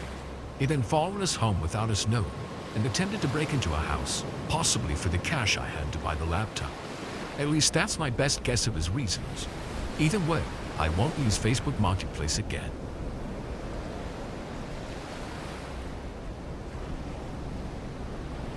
This happened to me during my senior year of high school. It was the spring semester, and I had taken an elective class called Speed and Agility Development. I was an athlete in high school, so this sounded like a fun and easy class to take. Basically, what we would do every day is sprinting drills and stuff, and sometimes play games. We would do something different almost every day, and the teacher, Mr. Johnson, would mix it up a lot. I remember one day, Mr. Johnson told us we were going to take a hike off campus. The high school was a little bit out in the country, and across the street from the school in the back, there was a large woods with some hiking paths on it. When class started, we met up in the gym, but then walked outside and crossed the street to start the path in the woods. Mr. Johnson said we would jog along part of the trail and hike the rest of it.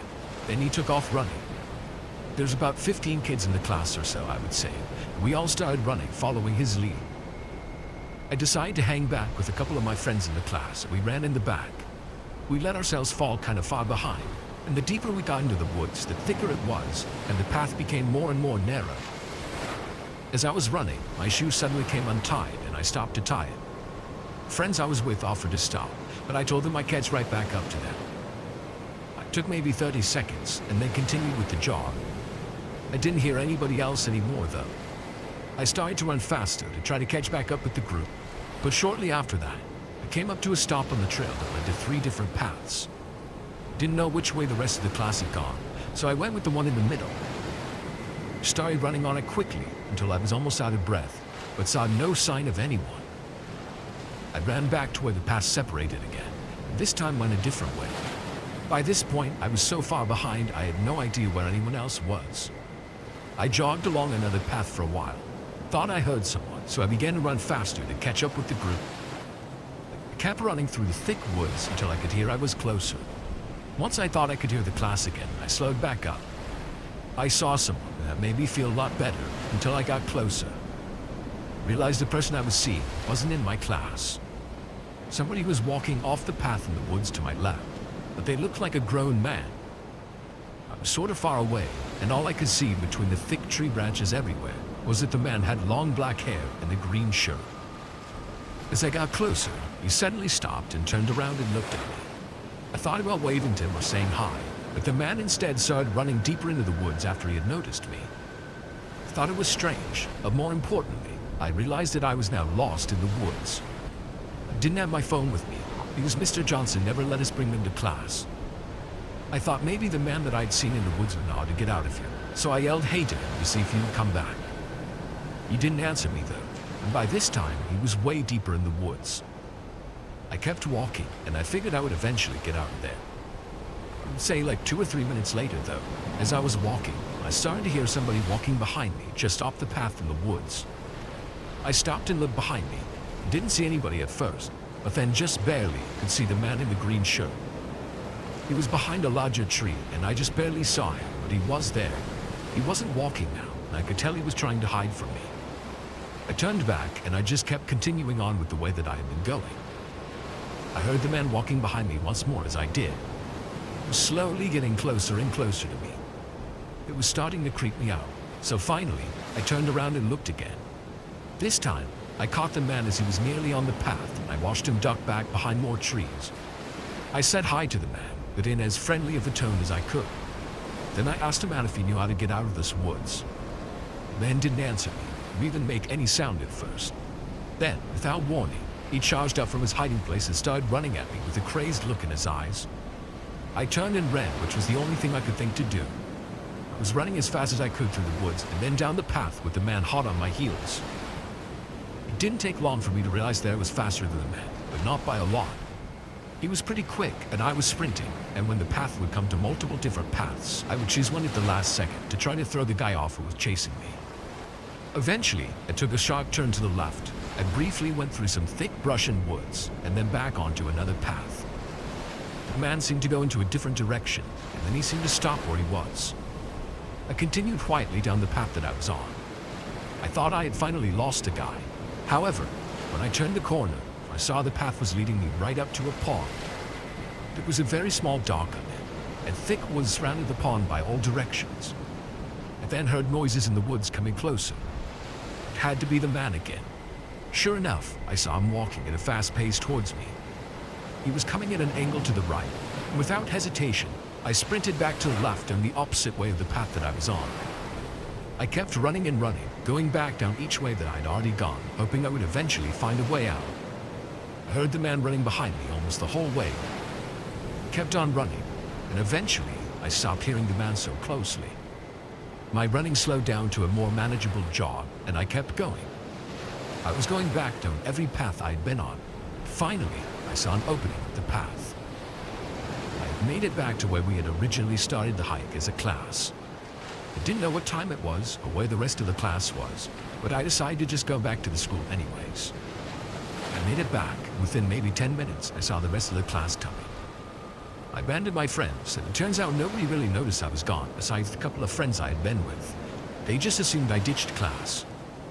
And whoever that guy was after me for some reason.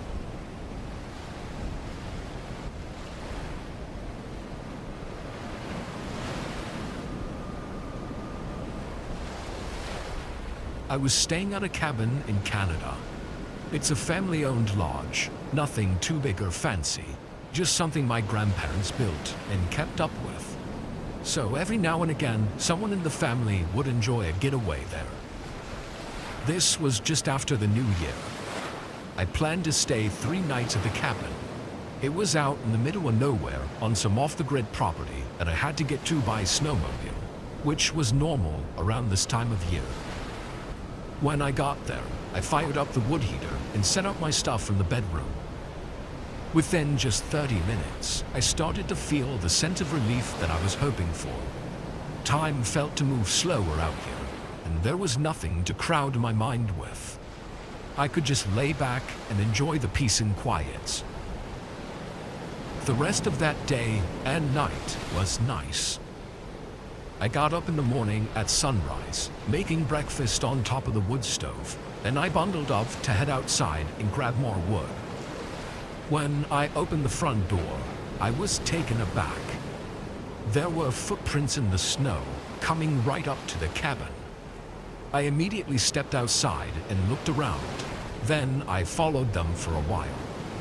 They led into the woods, with no signs of going toward the road, which was several miles away. How could they be way out here and not have taken a snowmobile? And why were they out here to begin with? I was really confused, especially with them having to have come up to the cabin during the middle of the night. Otherwise, I would have heard them in the morning. I got wood from the shed and brought it inside. I debated leaving, but I figured if they came by and didn't do anything, then it must have been an accident. Not to mention how much of a hassle it was to get to and from the cabin. It just would have made this trip a huge waste to leave now. I sat by the fire and just kept a lookout for the next couple hours. I didn't see anything. As the sun got higher and the temperature got warmer, I threw my jacket back on and wanted to go for a walk in the woods to pass the time. I decided I might as well take the opportunity to see if the footprints led anywhere. Maybe I'd find another cabin or something, which would put my mind at ease. I followed them into the woods. I walked for probably 20 minutes, not passing any signs of anything. It was just one continuous trail of prints in the snow going through the woods, until I suddenly heard something ahead of me.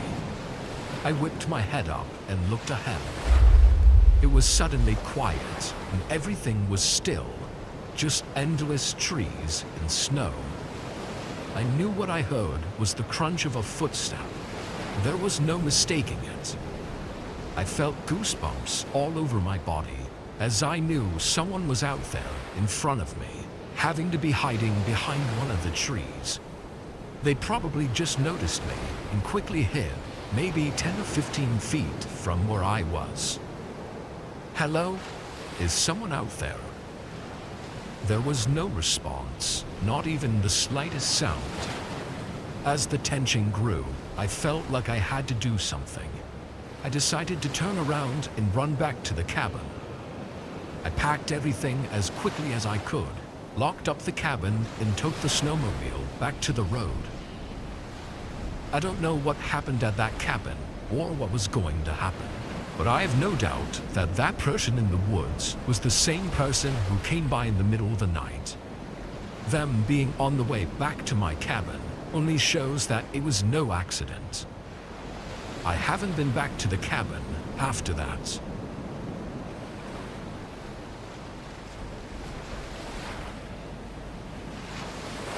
Every year, around the end of February, me and my good friend Justin take a camping trip to the same place. We both did a lot of backpacking and camping, but there was always something different and nice about camping in a snowy forest. With the right gear, it wasn't all that unsafe either. This year, we got there and set up our tents, built up a campfire, and enjoyed a couple drinks around the flames. It wasn't really that long after we got there that we suddenly heard something horrifying. It was this dark scream in the distance, echoing across the landscape. It only lasted a few seconds, then it went quiet again. Both of us jumped up from our chairs though, startled by it. It sounded too far for us to even have a chance at seeing who it was, but we looked in that direction anyway. Justin seemed to think that it had to be an animal, just making an eerily human sound, because there was no way someone else was out here. I was pretty sure it had to be a person, but either way, we didn't really know what to do about it, other than wait and see if we heard it again. A while passed, then nothing else came. The sun started to set, and the temperature started dropping. We grabbed some more wood to put into the fire, then made food. But then, again, out of nowhere, that scream sounded. It was closer, like maybe only 200 feet away from where our camp was. Justin and I looked at each other, both thinking that we should probably check it out before the sun was fully set. I grabbed my knife just in case, and we both bundled up and headed into the woods. We tried to walk cautiously, unsure what exactly we were walking up on. We had maybe gotten 150 feet out when we heard it one more time from almost right next to us. I stopped and stared in that direction, but there was nothing there.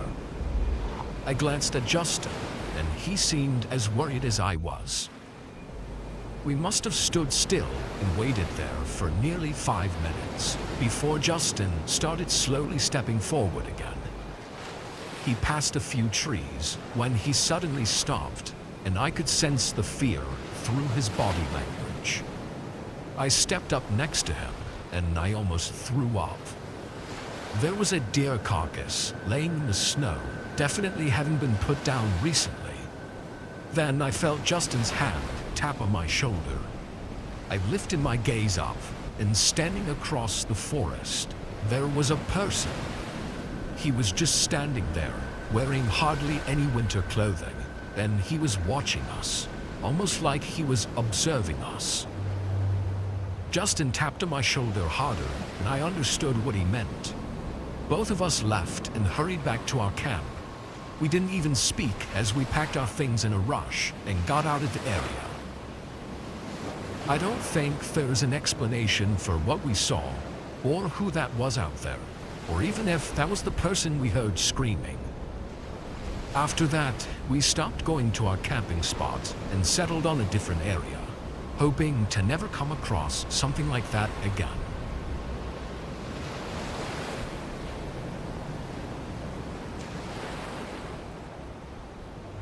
It was the day before Christmas Eve. I had hopped in my car to do a few DoorDash deliveries, hoping the holiday season would bring in some better tips. It was around 11 p.m. when I got this order. It was a normal one, just a bag of food to drop off at their house.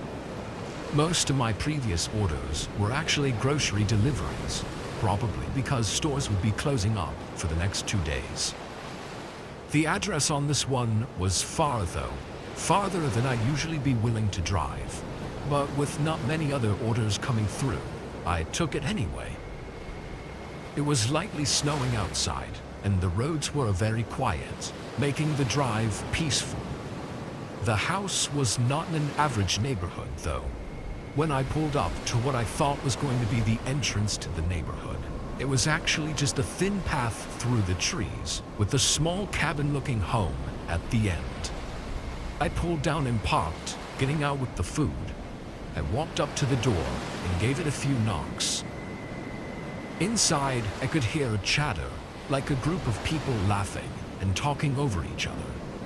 It sounded like so many people, I was actually confused on how they could all fit in such a small cabin.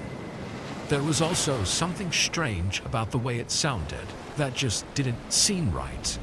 Something was off. Then the door opened. A man stood in front of me, and the contrast to what I expected had me put off for a second. The inside of the house was still, motionless. Nobody was running around, and most of the lights weren't even on. And yet, the sound of a huge holiday party was coming from the small room at the end of the hallway. The man smiled at me. "Why don't you come bring the food inside? They'll be happy to see you." That was an odd thing to say. I began stuttering, trying to say no and make up an excuse, but the man interrupted. "They just want to thank you for working during the holidays. You'll be glad you stopped by." All the while he was saying these strange and honestly creepy things. The chatter in the back of the cabin continued until it suddenly cut out. Just like that, the cabin was quiet. It was like a recording or tape had stopped playing. The man looked back for a moment, clearly not expecting that to happen, and before he could do anything, I dropped the bag on the porch and ran back to my car. I got in and drove away. I stopped doing deliveries for the night and just stayed home for the rest of the holidays. I know nothing actually happened at that cabin, but it's how disturbingly strange everything was, and the thought of what could have happened that still freaks me out.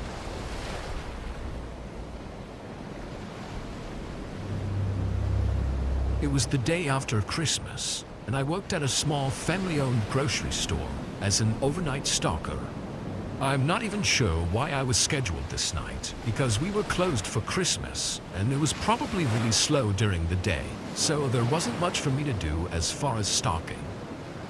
I spent the first hour filling what little needed to be filled on the shelves, but then I kinda just wandered around. As I was walking past the front of the store, I noticed a person outside, unusually close to the building for this time of night. It looked like he was just walking around, but he quickly noticed me looking at him, and instead of going away, he came closer to the window. He didn't say anything or try knocking. He just stared at me. I felt really uneasy and wasn't sure what to do. After a few seconds of him not looking away, I turned and walked away from the window. I guess I was just trying to play it off like I wasn't bothered. That was very strange though, like no normal person acts like that. I waited a few minutes before going back to the front of the store and looking out the window. He was gone. I sighed in relief, then continued walking around the store to pass the time.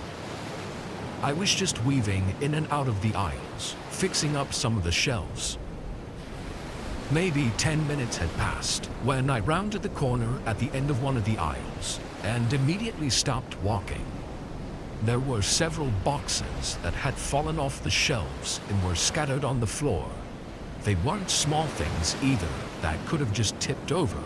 They had to have been knocked down or moved by someone. Just as I was trying to process it, I heard something from down the aisle. A soft but deep and eerie laugh, like a man quietly laughing right around the end of the aisle. It almost sounded unnatural, like a grown adult giggling like a child.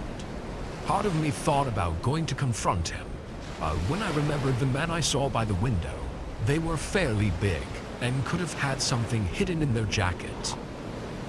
I ran to the front and out the doors, getting in my car and calling the police. They pulled in 10 minutes later, and the man inside the store was gone. We later got hold of the security tapes and saw him find a way in through a side door, and as he hid behind the aisle, laughing at me, he held a knife in his hand, some kind of small switchblade. Cops think he wasn't sober, and I don't disagree, but I also don't think it changes anything. I could have died that night if things had gone any differently.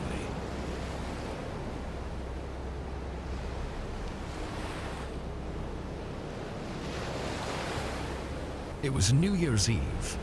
I was never a big party person, but on big nights like these, I almost always got peer pressured into going out. This year, my friend was hosting a party at his place. He was kind of known as the rich friend because he had a big house with land and everything. My buddy Trav picked me up around 9 and we drove to the party. There were maybe 20 or 30 people there. Nothing too crazy, but enough to get me drinking more than I should have. We played some drinking games and watched the ball drop, and overall, it was a good time. Around 3 a.m. though, I was ready to leave, but I found Trav passed out on a bed upstairs. Figuring he, and probably nobody else here, was sober enough to drive, I went outside and ordered an Uber. It said they were 10 minutes away, so I sat down on the curb at the end of the driveway, then waited. His house wasn't really near any big roads. It was kind of away from everything. Nice and quiet, which was good for me to relax after a night like that. I just sat there and curled up under my jacket and waited for the ride, for what felt like only 4 or 5 minutes, when a car pulled up. "Uber?" the guy called out. I jumped up and got in, kind of startled by how I'd lost track of time like that. I guess I really was wasted. I got settled in the back seat, and he started driving. The man looked like he was 50-ish, with short dark hair and a thick beard. "Big party tonight?" he asked. "Oh, yeah, I guess so," I responded, though I wasn't much in the mood for small talk. He glanced at me in the mirror, and something about the look he gave me just made me uncomfortable. I really don't know why. At the time, I thought I was just overthinking it.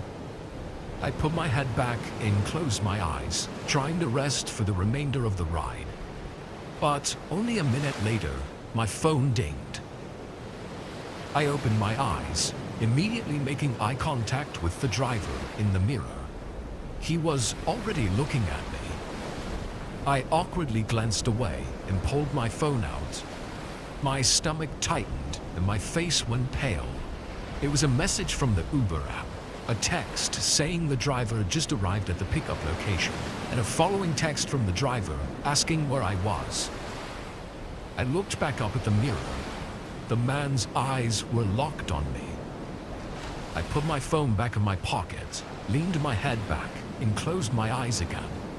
Inside, I was freaking out and terrified, but I tried to play it off like I didn't know anything. 30 seconds later, I felt the car slowing down, and when I peeked out the window, I saw we were at an intersection with a red light. As soon as the car stopped, I opened the door and jumped out. Midway through getting out, he started driving, which made me fall on the pavement, but I got up and sprinted away. He drove off after that. I don't know who that man was, but seemingly he was going around on New Year's night and picking up random drunk people waiting for Ubers. There were so many signs I missed, like the fact we weren't even going in the direction of my home. I was just too out of it to think straight. Honestly, I never even should have gotten in the car without checking my phone. Where he would have taken me and what would have happened is unknown.